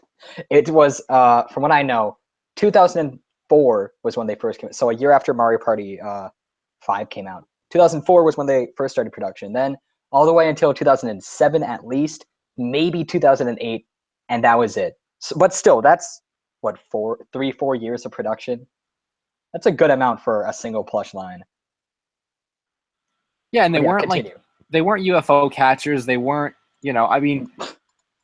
When you consider a Mario Party 5 Luigi and its history versus Supersonic and its history, they're really two completely different kinds of plushes. So that's kind of the point in all this, is that $600 Kelly Toy Luigi, and then someone a couple days later lists it for $390. It's like, I don't know. It's just it's so forced. It's so artificial. It's so this one happened to sell, because no Kelly Toy Luigis have ever sold for anywhere near $600 before. So, well, that one did. Oh. Yeah, but see, this is the we thing. We don't know if it did. I'll probably message the seller and I'll be like, "Did it?" And they'll reply back and be like, "Yep, I received the $600." And I don't know what we'll do after that, but that's another. Well, yeah, but that's another good point too. Is that we don't even know if it was actually paid for, a lot of times on eBay, especially with like the Mario Party 5 plushes, you guys go and look at my Mario Party 5, the fallout from the $10,000 Mario Party 5 video that I have on my channel from a few weeks ago. $10,000 for this plush, it was not paid for. But if you go to the sold listings, you'll see that as a sold listing, and that's not true because it wasn't actually paid for. So the same person that listed the $390 Kelly Toy Luigi that they lowered the price an hour ago or whatever, that person probably saw, whoa, this Kelly Toy Luigi sold for $610. I'm going to list mine for, $400. And it's like, no, at any rate, that compared to like the most recent sold Kelly Toy Luigi, aside from the $600 one, I don't know how much the last one that sold was, but it definitely wasn't, a crazy amount. So at the very least, you look at the $600 one, you look at the one that sold before it. The $600 one is an outlier. That's like one of those rare exceptions, because for just as many times as something sells for over its value, stuff sells for under its value too. So, that's not a real indication of the market. The Joyride Studios figures is something that I always say is a really good indication of what the market value is for figures, because those figures consistently sell for the same amount of money. Whether it be bid, whether it be buy it now, they all go for around the $100 mark. And even if it's a little higher, a little lower, it's all in the same ballpark. It's nothing as crazy as, a $90 Mario Party, a $90 Kelly Toy Luigi one week, and then a $600 one the next week. Like that doesn't make sense. That's not really what, that's what one person wanted to bid on it. $600. That's not really what it's going for. That's one person dropping insane amounts of money. And as we said before, there's not even a guarantee that it was paid for. So I think, was that all with that topic? Because I don't really want to say it. Yeah. I think we should move on, because that usually gets to controversial territories, and we should talk about more happy topics, like you have lost media in the title. We'll talk about that. What's going on with the lost media? Yeah, so here's your, I guess, weekly lost media community update. There's actually, I'm trying to think. I was on the forums a little bit for the past few days. I don't think that much is going on. Some stuff was going on with Sonic Awakening. That thread was kind of gaining some traction, but it's just all speculative stuff. I am planning on doing a video regarding Sonic Awakening at some point in the next 2 weeks or so. So that is coming. But there's not a whole lot to research about that, really. It's most of it is just speculating. But there kind of was another interesting point, which maybe we don't really need to talk about, but the Mario RPG plush thread that I started on Lost Media Wiki, I was going back and forth with, I think, a couple people on the thread, and it was just kind of pointed out, someone in the thread posted like, physical media is not considered like a lost media topic or whatever, like it's not considered a category. Which I kind of knew. Well, the thread is old anyway, whatever. But I do remember that there actually was a debate whether or not physical media was like should be a category in the site or whatever. And it kind of just brought that debate back to my mind. Like, physical media. Like, that's actually interesting that some people consider it, like, I guess like me to some extent. The Geno plush, that's lost. We don't know if it exists. Some people don't consider that, a real type of lost media. So it's kind of interesting. And I guess there's not too much to debate about it, but I think based on the actual definition of lost media that is online. What is the definition of lost media? Because whenever I see someone, or most of the time when I've seen people just say that physical media isn't lost media, they just say physical media isn't true media or something. What's the actual argument against it? Because I don't really know it. I think it's. I'm trying to remember exactly what the thread says here. I'm gonna go check, because I remember it was actually I might not be able to find the thread. It was something really cut and dry. I'm trying to remember what it was exactly. It was something like. Yeah, I really don't remember. I know there was a thread about it, and it was really cut and dry with why it doesn't count. But I really don't remember what that reason was. I think it's just because you can't. Actually, I think one of the issues with it is that, which is what I don't understand, you can't really. I guess I don't want to say search for it, but No, you can. I can confirm from experience that you can go on deep searches to find lost items. Yeah, because that's the thing is like the Geno plush and like the Supersonic. Well, okay, this is actually the thing. Okay, I think there's too much ambiguity with it. With something like the Geno plush, I feel like that's more lost media because we don't know if it exists. Like that's very precise. But for example, the Supersonic plush actually, we know it exists and we do have some pictures of it. We just like, so technically it's found, but we don't really have a good picture of it. But that's the argument is like, well, you know it exists. You have some pictures of it. So like when you find it, is it just getting a full picture? Is it when you actually obtain the plush? Wait, hold up. Wouldn't that count as partially found media then? Because people are like, you can find a clip of an episode from a TV show, and people say, "Oh, that's partially found media." So wouldn't a bad picture of a plush be like the equivalent? I see what you're saying. Yeah, actually, now that you point that out, Kind of like the cheese plush. I imagine the people who say that physical media isn't lost media don't actually have much interest in it to begin with. Because we're saying, oh yeah, or at least I am. I don't know if you guys are, but I'm saying, oh yeah, physical media should be like considered it because there's so much stuff that we found. Like for example, the Toy Island Gamma Bendy figure. Yeah, we have a picture of it, but we don't actually know where it is. We don't know if it still exists. We don't know why it got canceled. There's so much history behind it that we don't know, and that would there should be a search for that. I agree with you. Yeah, but that's the thing is when you say we have a I agree with you, but you kind of said it yourself, which is where the people who disagree with you would come into play. You said, yeah, we have a picture of it, but we don't know where it is if it still exists. And the people who would disagree with physical media being a real category is they'd say exactly that. You have a picture of it. You don't, you don't really need to know where it is. It's really hard to explain. Like you have a picture of it, so you don't really need to know where it is. Kind of back to what Mario said with like the Kelly Toy cheese plush. Like, yeah, we don't know where it is, and we don't know if it's still in existence, and we've never seen the face, but like there it is. It's in the picture. Like it's a really hard thing to explain. But I kind of agree with you guys and the people I was talking to on the thread. Like I think it should be considered a category because yeah, like you said, there's a lot to learn from the prototypes and stuff. So yeah. I don't know how. I doubt we would ever be able to convince the entire lost media community to like consider it lost media, but I don't know. Maybe it's better that way. It could be like a niche thing, and then we could be the ones to discover it. Yeah, that's true. And you don't see anybody else, bandwagoning. We won't have clickbait videos that are like the lost Mario toy, because I think the world would be a much worse place if that was a thing. Yeah, that's. And then we make the Mario have black eyes. Yeah. No! Oh my gosh, dude. Yeah, oh my god. That's literally what it would be, though. Yeah, they'd see, and this is the thing.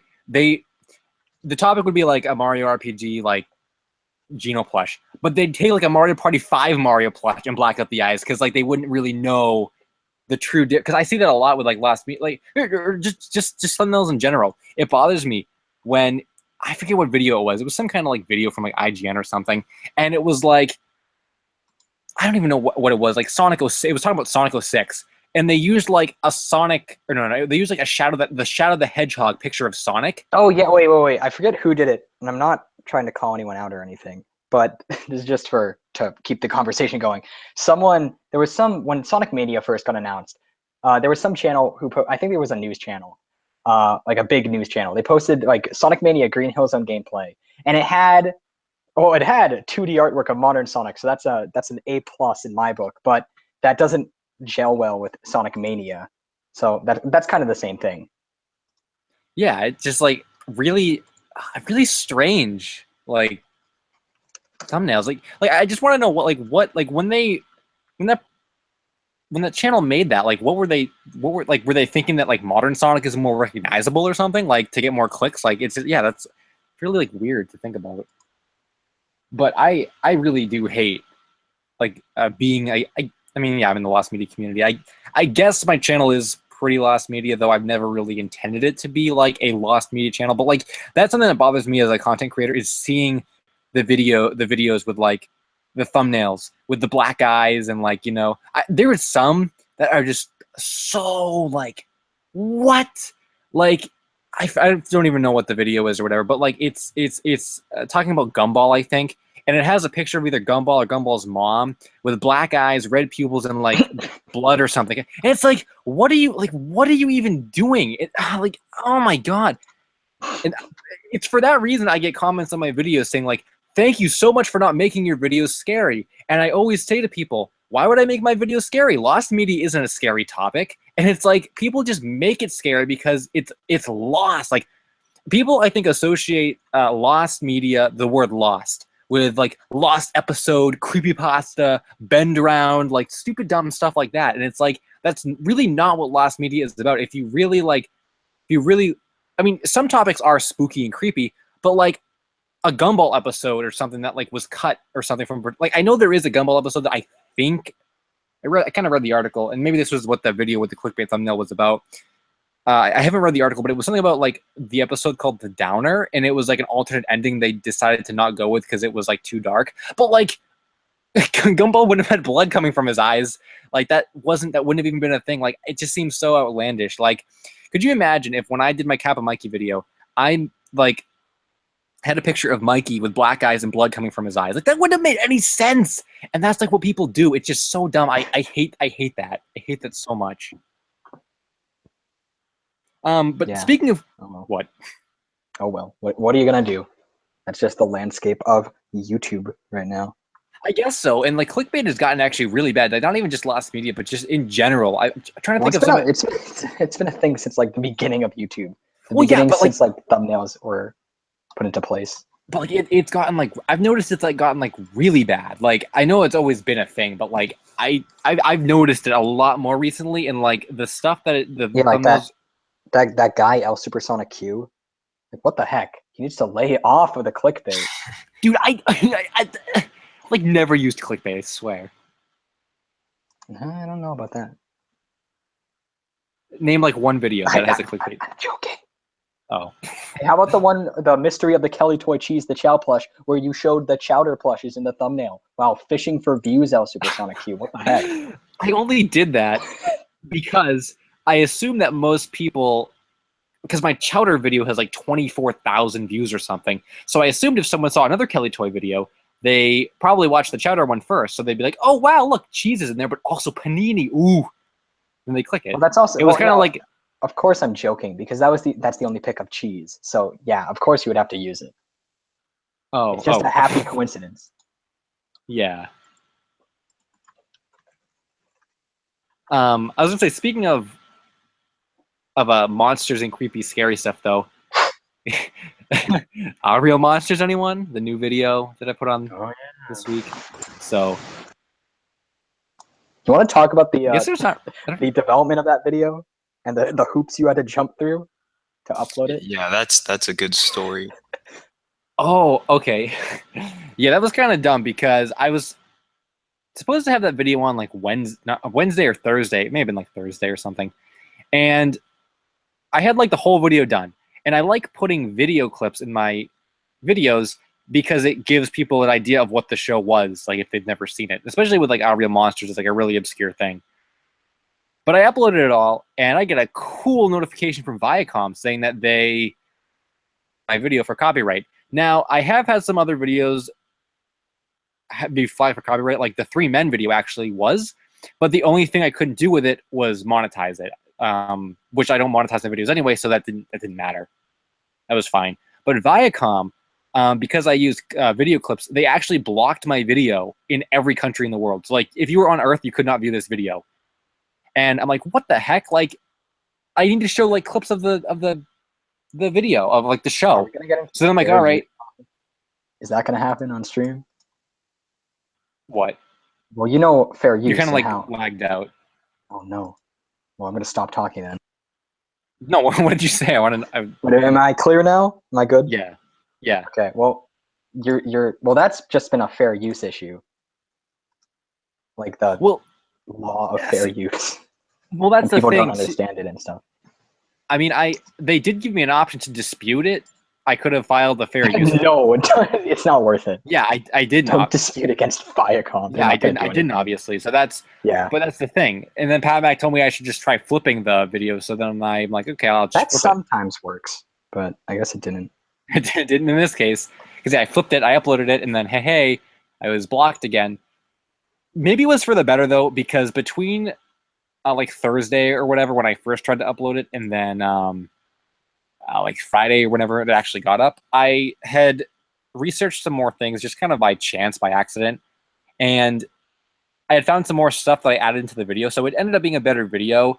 And it just looks kind of stupid that I used the you know, like still images from the opening like that. It kind of looks stupid, but I mean there was no other way around it. And I guess the overall video in terms of information was better, so maybe it all worked out for the best. But guys, let me tell you, Frederick Zaust, okay, his quote doesn't make sense. Please don't say his quote makes sense. I got some comments saying like, how did you not understand the quote? Like it makes sense, but like from the way that I read it, it didn't make sense. He said like, the film wasn't dark, nor were we planning on making it. Now to me that says the film was not dark and we were not planning on making the movie, which doesn't make sense. And considering there's no source next to that quote, anyone in their basement could have written that and said, oh yeah, Frederick Zaust said that. But some people were saying like, oh yeah, he really means the movie wasn't dark and we weren't going to make it dark. But I didn't pull that from that quote because it doesn't seem like that's what he was referring to. It just kind of, the way that it was written was kind of weird. But the lack of source should be proof enough that it's an unverified quote. And considering, like I said in the video, Google Books and Abe Books and TV.com are the only websites that have any kind of anything involving that movie. I mean, until something comes forward, like maybe it does exist, okay? But I kind of took the video from like an objective standpoint and a general standpoint. If I did not know anything about this movie and I wanted to research it, and that's what I found and that's what I came up with, I would be under the assumption that it didn't exist. And that's kind of what I wanted to make a point of in the video. If you were going based off of what was online, it doesn't exist. And I don't exactly know where the claims of it being too dark so it was canceled came from. I don't know where Frederick Zaust quote came from. And there are a lot of other things that are really unsourced and unverified that I don't know where they came from. Maybe they did come from a fan site because it's happened before with Kablam and with the Angry Beavers and other things like that. So maybe that stuff, you know, is true, but until there are sources, until people come forward and actually state that, and until there's new information that can be available online for everyone to see, that without a doubt says, yes, this movie was in production, it was made, I'm going to say it doesn't exist. Because, I mean, I could have said that Colonel Sanders sent me an email and told me that Real Monsters movie, the original version was scrapped, but they made a director's cut version, but it was only shown in the Ukraine and it was released on Laserdisc. And like, you know, I mean, literally, that's the equivalent of Frederick Zaust's quote without a source. So I think that kind of does it though for Real Monsters. Didn't have too much to say. You guys can watch the video. I think it's a pretty good video. I mean, all things considered. I spent, you know, enough time on it to, you know, it wasn't as quick as something like Stage Debut. That was kind of just like, you know, all the information was kind of there. I sort of just retold it. And the speculation was pretty straightforward. But with Real Monsters, it was a little bit of a different story. Yeah, man, imagine making a video in one day. Imagine that. Or in 5 minutes. Yeah, like. Well, so should we just talk? We never talked about upcoming videos or anything like that. That's usually something that we talk about. Yeah, we can do that. All right, so I have 5, count them, 5 videos planned right now. And most of them are pretty straightforward, short videos. Like I said earlier in the stream, I'm going to be reviewing this is a stream exclusive announcement. I'm going to be reviewing the Cine 25th anniversary Kirby plushes, and that's going to be probably a pretty cool video. I wrote the script last night, It was really quick because I was pretty passionate about it while I was writing it. Because, you know, with most scripts, I'm like, oh yeah, the Sine Mario Galaxy set, whoa, but like I don't have that drive to really write about it. But since I have such a like personal connection with Kirby, and those plushes are so like fantastic, I was just in it and I just wrote the whole thing. It's not that long, or if knowing me, I say, oh, my video is not that long, and then it ends up being 40 minutes. But I don't think that video will be that long. So after my next video, that will probably be the video after that. And I don't want to spoil like all my plans, but so I have that video. That's going to be the video after my next video, and the next video has already been confirmed. It's a look back at the Sine Sonic the Hedgehog plushes. I've been planning that video for months. It's been one that I've always wanted to do, but I've only recently been able to fully like know that I can successfully make the video because I finally have all of the plushes in the set. So I'm making the video now. I have pretty much finished the script. I'm going to go over it a few more times before I record. I'm just going to tell you guys, it's looking like it may be longer than my Sonic Adventure plush video, which was 40 minutes long. So this may be a pretty long video. So I don't know when it's going to get done. Hopefully sometime soon. But the length makes sense because it's going to be 2 sets. I'm covering both the 2007 and the 2012 sets in it. So it makes sense for it to be really long. Maybe I should have split them up into 2 videos, but whatever. It's coming out. That's going to be a fun video probably. And then after that, it's going to be a bunch of short videos because I am done for now making really long videos. Because if you look at most of my videos for the past few months, they've been consistently, for the most part, pretty long. So I'm going to try to make shorter videos so I can get them out faster. That's a good plan because now no more 10-year waits in between videos. Yeah.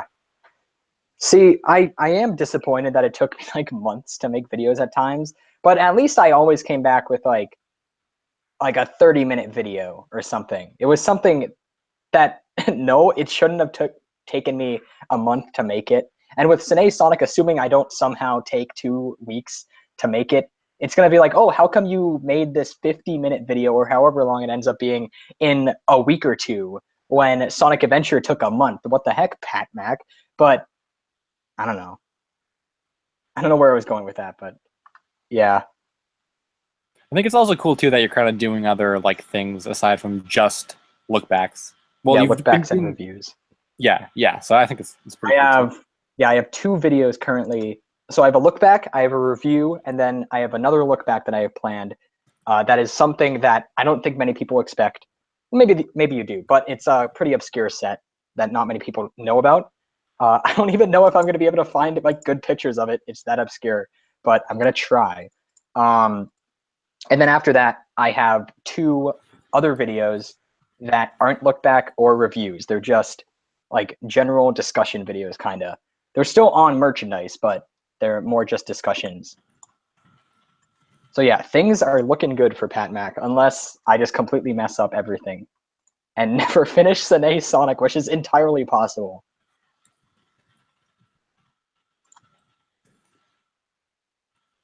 Mario, what about you? Yeah. Well, I'm still working on Bootleg Bomb.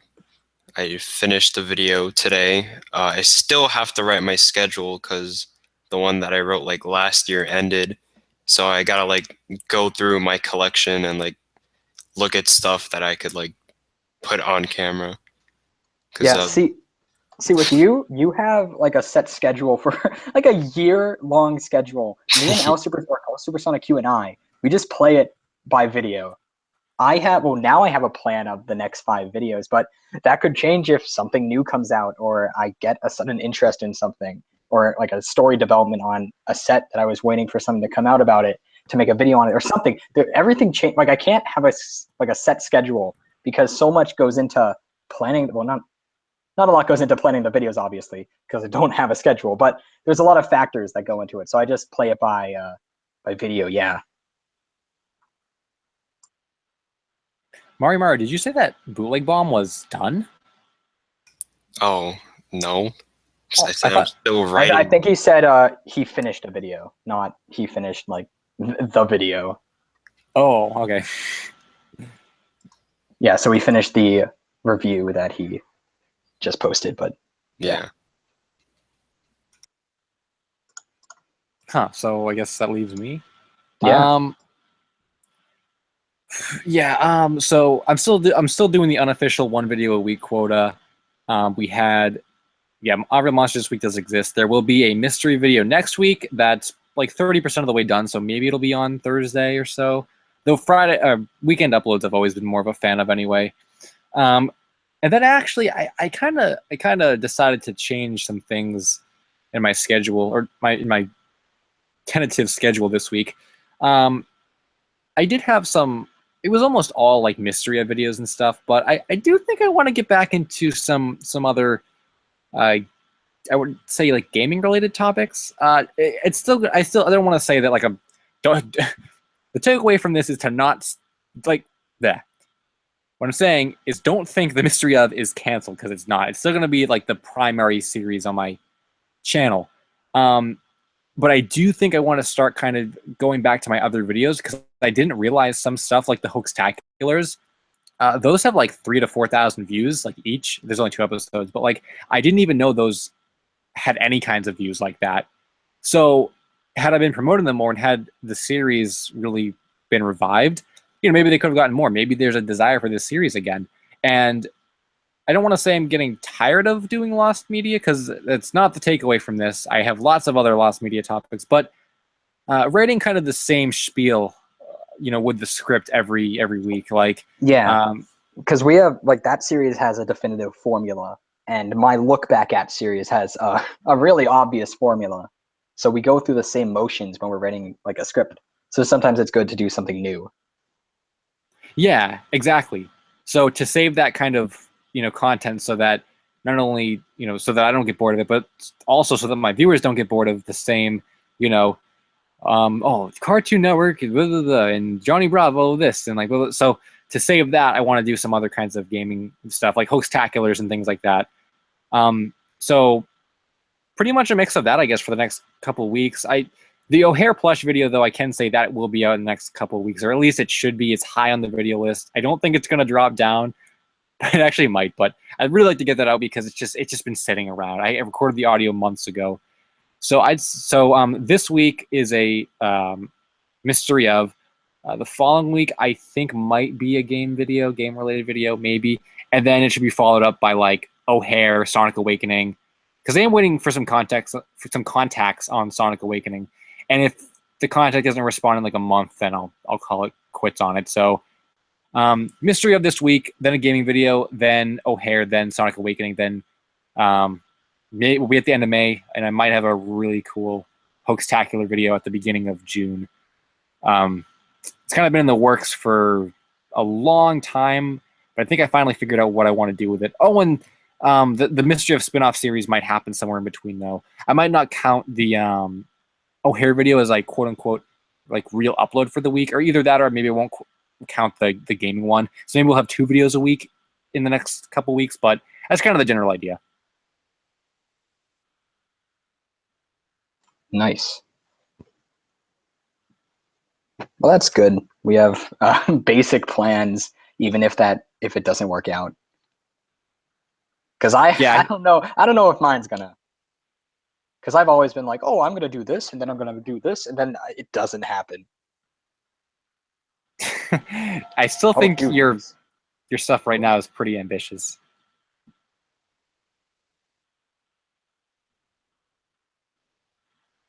And he's muted. Well, do you want to hear a phone? Oh, no. Let me be right back. All right, so anything else to talk about Mario? Well, we could I don't know if we like talked about this last week, but the recent finding of the other Sonic CD animation cells. Oh yeah, I don't think we did talk about this. So yeah, that would be a good thing to talk about. All right.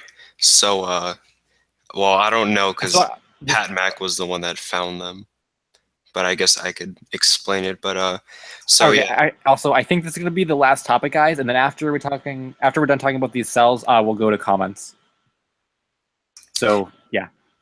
Okay, so PatMac Yeah. Oh. So, do you want to explain the story on how you found the Sonic CD animation cells? Oh, okay. So I was researching for a video. I just looked up in Japanese Sonic Plush 2002. I guess that kind of spoils what it's going to be. But I looked that up and I found a fan site, and it was the guy who owned the Cells fan site, and he I guess it was a Q&A page, and the question was probably like, what is the coolest thing you own for Sonic or whatever? And he posted just the image of the cell. And that was it. It was just a simple Google search, and no one could find it. It was lost media. It was actually 3 cells on one Yeah, background. yeah, three images of Sonic on one background. The CD cells, it's too bad they weren't archived or whatever the word is. No, yeah, whatever. They weren't like saved that well. Or like put away by like the company or whatever. They just kind of like threw them together. Yeah, and also line fading. Well, yeah, but dang. Well, that's too bad. Yeah, Well, at least some of them exist still, so. Yeah, not all of them. Oh yeah. Like, I wonder if there's like any pan or oversized cells for like Sonic, because those would be like awesome. Maybe. Do you mean like for Sonic CD? Yeah. Because there are a few shots, kind of like, aren't there shots where it's just like the camera moves or something? Yeah.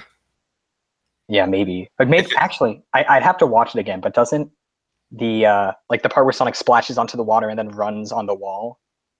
Yeah, isn't that like that one would be single shot? oversized. Yeah. Because it's a background. Yeah. Can we find that? Can we just like find it tomorrow? Can like, we please find the Sonic OVA set? Whoa. Dude, yes. I have them. I have all of the Sonic OVA cells. They're mine. Dang, where'd you get them from? I can't remember. I don't know. They just showed up one day. Maybe I got them at like a yard sale. Maybe I don't know. But I have them. They're in my house. Yep, they're right there. Yeah. Next year, Jazwares Classic Supersonic plush. Well, I already have that one too. I just have all this lost media that I've never shown anyone. I just have all of it. It's all mine. I'm not joking or lying about this at all. No. I also have the Geno plush too. Yeah. But I don't have a Geno camera. Oh, man. Dang. I will never see it. No. Yeah. Dude, there are actually a lot of really cool like throwback memes too. Was that like summer 2015, I think? 2016. Yeah. No, are you sure? Yeah. I'm pretty sure Geno So camera was like... You and Mario was there. You and Mario didn't start talking until the Mario Party 5, my Mario Party 5 video. And then I introduced LSuperSonicQ to Mario. Yeah. Was that a mistake? Who knows? Ooh. I remember like right before that, or like a couple months before that, he posted a link to the other prototypes, the Mario Kart 64 prototypes, on my video, and he's like, it's like, here's a link to the other prototype. And I replied, I'm like, thanks for that. I hope to get them all one day or something. That was like my first interaction with him. Yeah. Because I remember I was looking through like sold listings of like Mario prototypes, and I saw that, and I was like mad because I missed out on it. And then like I found out that like, oh, this person named LSuperSonicQ got it. I was like, dang. See, that's cool when people buy prototypes and then post videos and footage of them and don't just keep them to themselves. Yeah, and it doesn't become lost. Yeah. I wasn't thinking of anyone particular. I just know that happens from time to time. Yeah, definitely not me. I don't have anything that I like have. I'm not. Well, yeah, you. Well, maybe you do have the silver prototype and you just never showed us. Oh, maybe. Yeah. Plot twist. Who's to say? You can't prove that you do or don't. I don't have a Sine Supersonic prototype. Yeah, that's because I have it. Oh, dang. You took it from me. Yeah, sorry. So, yeah, I think, do we have time for one more topic? What would that topic be? The McDonald's Mario Happy Meal promotion that's going Oh on. dang.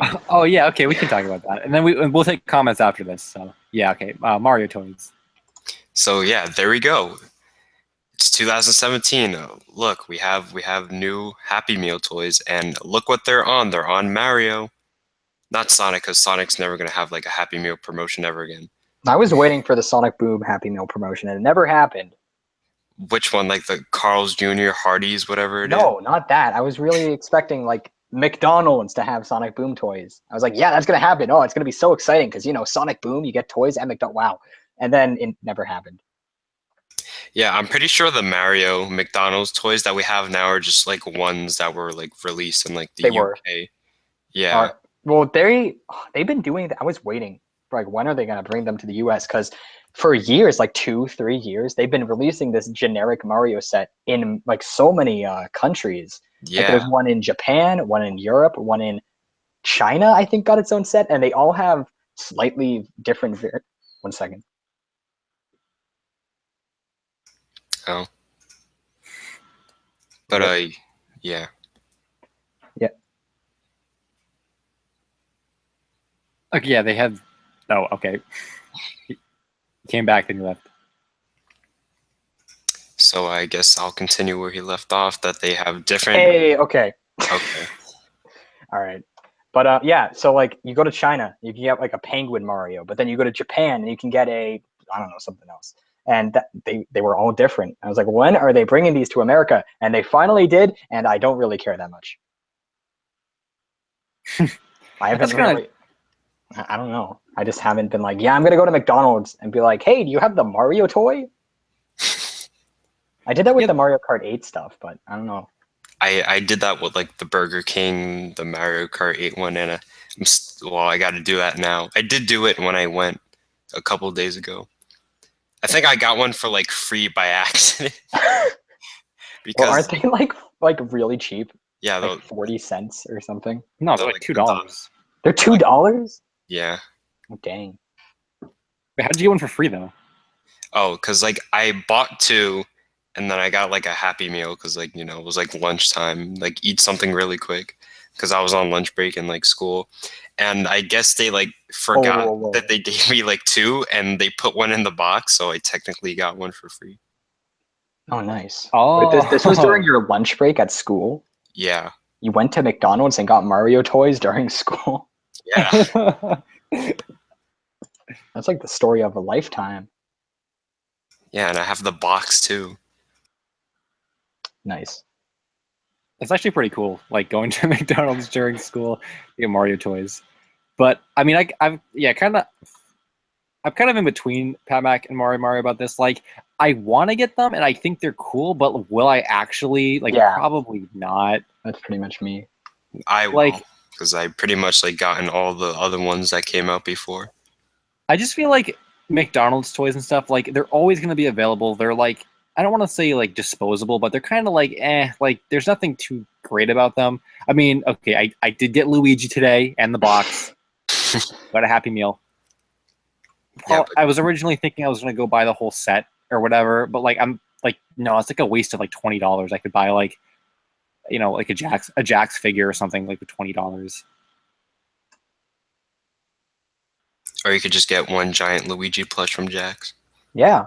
Oh yeah. See, there you go. Already, it's like something better than the Happy Meal toys. Yeah, but you got a Luigi toy because now it's gonna be rare. See, Luigi was the only one that mattered because he's the one that's going to be more than $600 in the future. Speaking of Luigi and Happy Meal, the Burger King Wii U promotion that they had?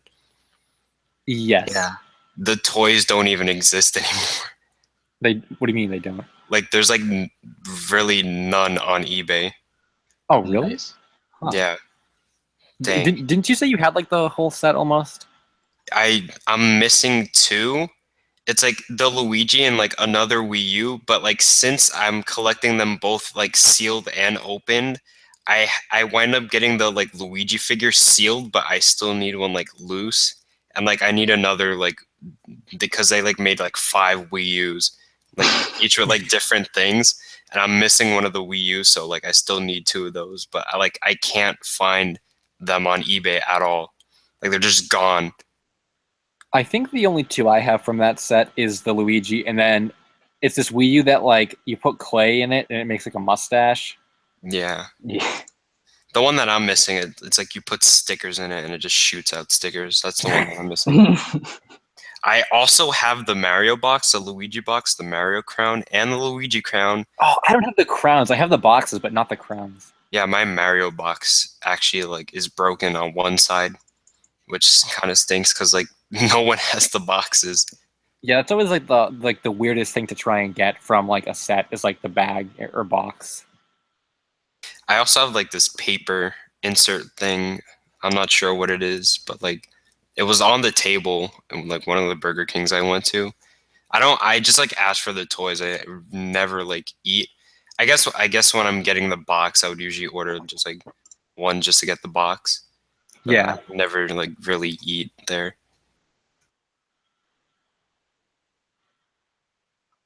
And I guess this goes for like all older like Happy Meal toys, like the Sonic 3 ones and like the Mario 3.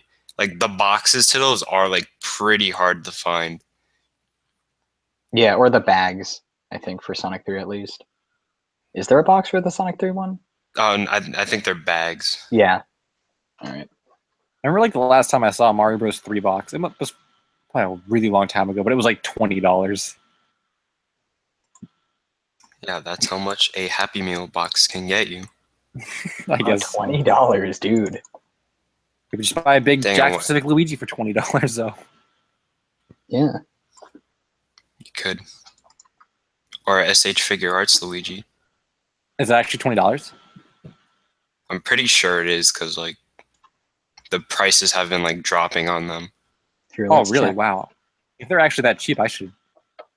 I'm pretty Should sure get on that. Mario's like Oh, 20. nice. Wait a second. Okay, so I go on Amazon and I search SH Luigi, and I find Bandai Tamashii Nations SH Figure Arts Luigi Super Mario action figure. It is $52.96. Well, that's What? Amazon.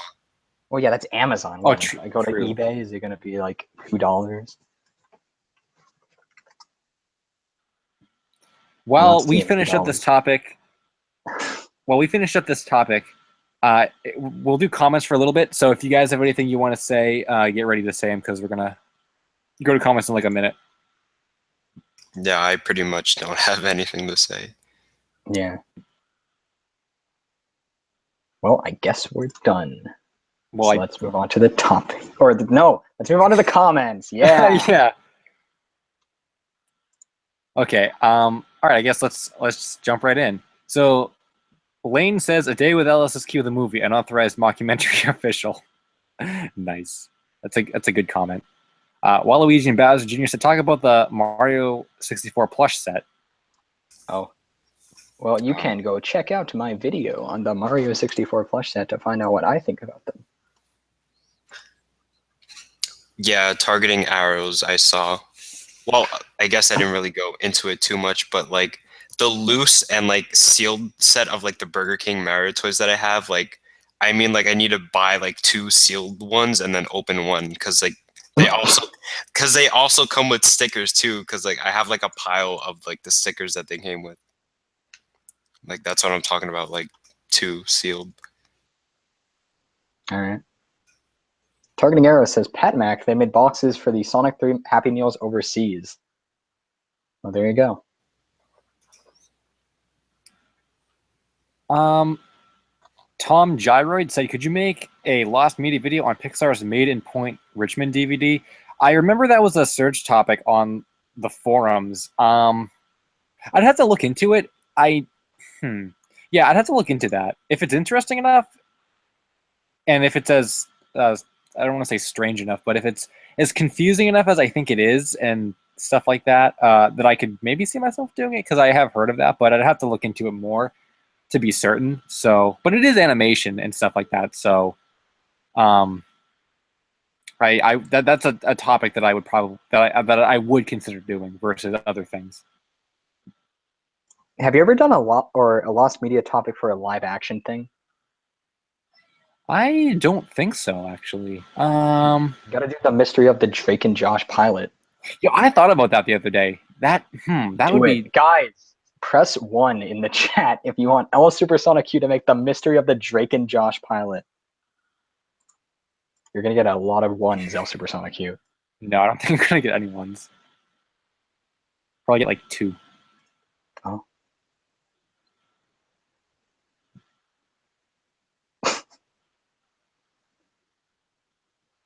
Oh, we're getting the ones. Oh, there they are.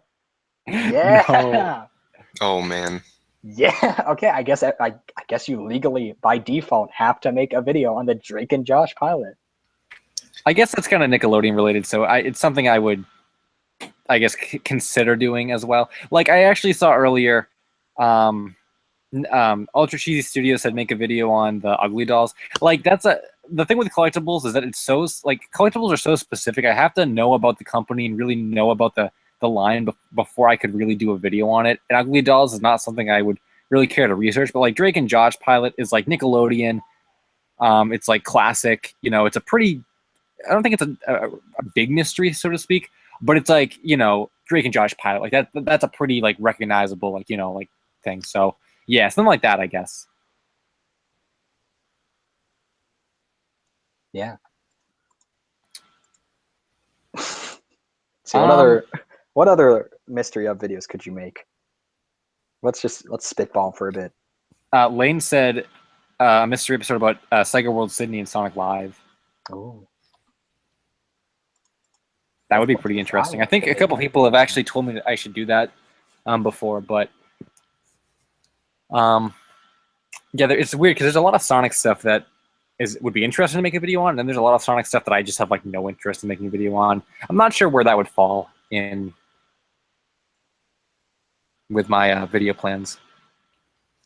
I don't know what else. Like, I guess the cartoons is really like the biggest lost media thing that I can think of. The mystery of why Luigi is so rare. Wow. Oh yeah, wasn't like Lane saying that earlier? Like, why is Luigi merch so rare? Yeah, that would have been like a good like April Fool's Day video or something. Mohammed Bar said, "Why does Sega only make?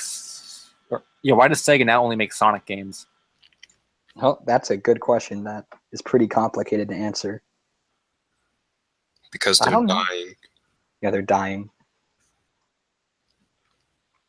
And I think they're mismanaged. Yeah, well, Sonic Team makes the Sonic games. And I know that's a like subsection of Sega. Well, you know, Sonic Team made Knights. They made Billy Hatcher. When's Billy Hatcher coming back? They might have made Rystar. We don't really know, but they may have made that. Yeah, I don't know. I think Sega. There's a lot of stuff Sega could do with their franchises, but like they're just not in it. They're just either not in a good spot to do it, or they just don't want to do it. Yeah. Hey, Like, LSuperSonicQ. What? I have a question for you. Why'd you change your profile picture? Pretty much just because, I guess, kind of to make my channel a little bit more, I guess, original. Not that my other profile picture wasn't original, but I've had it for 3 years.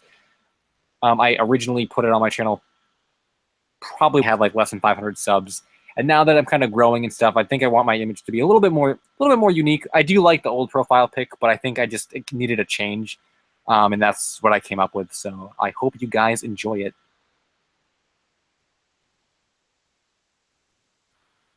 Say 2 in the chat if you want LSuperSonicQ to change his logo back to the original logo. No. It's not changing back, even if people say 2. Lane said, LSuperSonicQ, what was your experience on the Billy and Mandy short? I actually didn't have much experience with that. I think I had first found out about it and stuff before I was really doing the Mystery of series, and by the time I had really started doing it, the actual short had already come out, so I didn't spend a lot of time researching it or anything. I only know about it from like, you know, in passing, like, oh, okay, it was a prototype short, and then he released it at the thing, and then that picture that we all thought was from the short is really not from the short. It was just a random piece of concept art. So, yeah, I don't have too much experience with it. There are all the 2s, LSuperSonicQ. Wow. Okay, well, yo. King of the Heartless. My props to you. That's actually why. That right on the money with that one. Well, I didn't think anyone would have ever thought of that. That's wow. Yo, I gotta give them some peck rocks for that. That was Wow. really good. You want to explain what he said to the viewers Okay, at home? yeah. Okay. He said, so yeah, about the profile picture, you're like, why did you change your profile picture? And then they said, because you're a fan of Neck Deep, which is a pop punk band, kind of like Fall Out Boy a little bit. And yeah, that's actually why they did it. They had an album cover, and I like it. And I'm like, oh, that'd be really cool if I like used my face as like, what the album cover looks like. So I thought, yeah, that would be a really cool thing. And I didn't think anyone was going to catch that ever, because like I never talk about music on my channel, and like they're kind of more obscure than like Fall Out Boy and like Panic at the Disco and other bands that I have ever mentioned on the channel before. So that's a surprise, but yeah, that's actually, yeah. Yeah. I actually had written down talking about how Fall Out Boy died this week, but maybe we can save that for another stream. Yeah, like an LSuperSonicQ solo stream, because I don't think me or Mario or I would have anything to say on that, really. Yeah.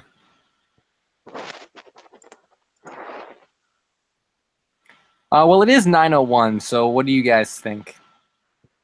I don't know. I got a video to make. You're the one hosting. Yeah, you make the calls. Wow, the calls, the call-ins, make the call-ins.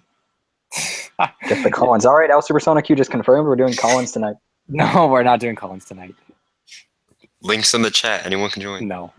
I think with that said, though, I would like to keep these the designated time. So it's been 2 hours. We started right on time this week. So I think with that said, we're going to end the stream here. So thanks for watching, guys. As always, this was a really good stream. I actually enjoyed it a lot. So that was really cool. And it records, like I said, every Saturday night at 7 p.m. Eastern time on my channel, just like this, and we go for 2 hours and stuff. So next week we'll have some more topics. Maybe PatMac and Mario will be back again, and we'll kind of conduct it the same way as we did this time.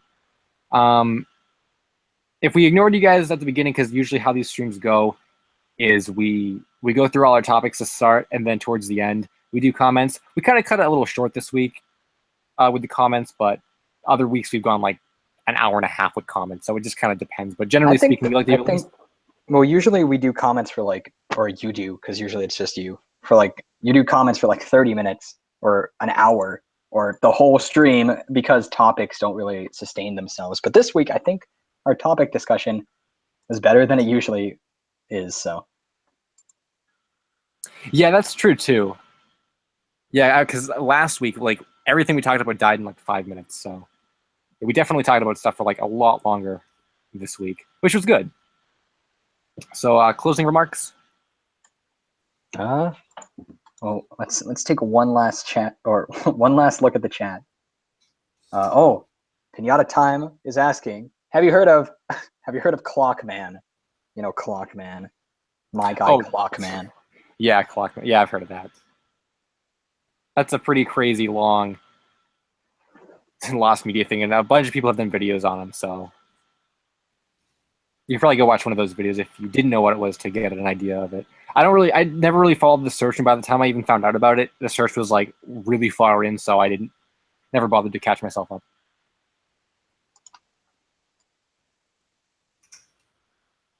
Yeah. Well, I guess that's it. I guess that's the end of the stream. Yeah. Or podcast, depending if, for whatever reason, you watch this after it's archived. I mean, for whatever reason. I'm sure lots of people will. Oh. There's a reason to watch it. All right. Well, thank you guys for tuning in on the stream or watching this whenever. I don't know if me and Mario and I don't know if we're gonna I don't know if we're gonna be here every week. And we have something planned that's gonna maybe signify if we're here or not. Stay tuned. Okay, so let me explain this. This video is gonna have this video is gonna have, this archive stream is gonna have a thumbnail, an actual thumbnail that we designed, or I made it. But it's gonna not just be like the LSuperSonicQ logo or whatever. It's gonna It's going to have an actual thumbnail with a picture relating to the stream and the LSSQCast logo. And in the bottom left-hand corner, you'll see the icons of whoever talked in the stream. It's a pretty nice thumbnail, not going to lie. So when the stream is done, and I don't know, an hour, however long it's going to take to add that, you should check it out. I put a lot of time into it. so be sure to check that out. But yeah, I guess that's it. All right, good. So with that said, guys, that's it for this week. See you next week or in any of our videos that we post from now until next podcast. So thanks for watching, as always. I'm LSuperSonicQ. Finn.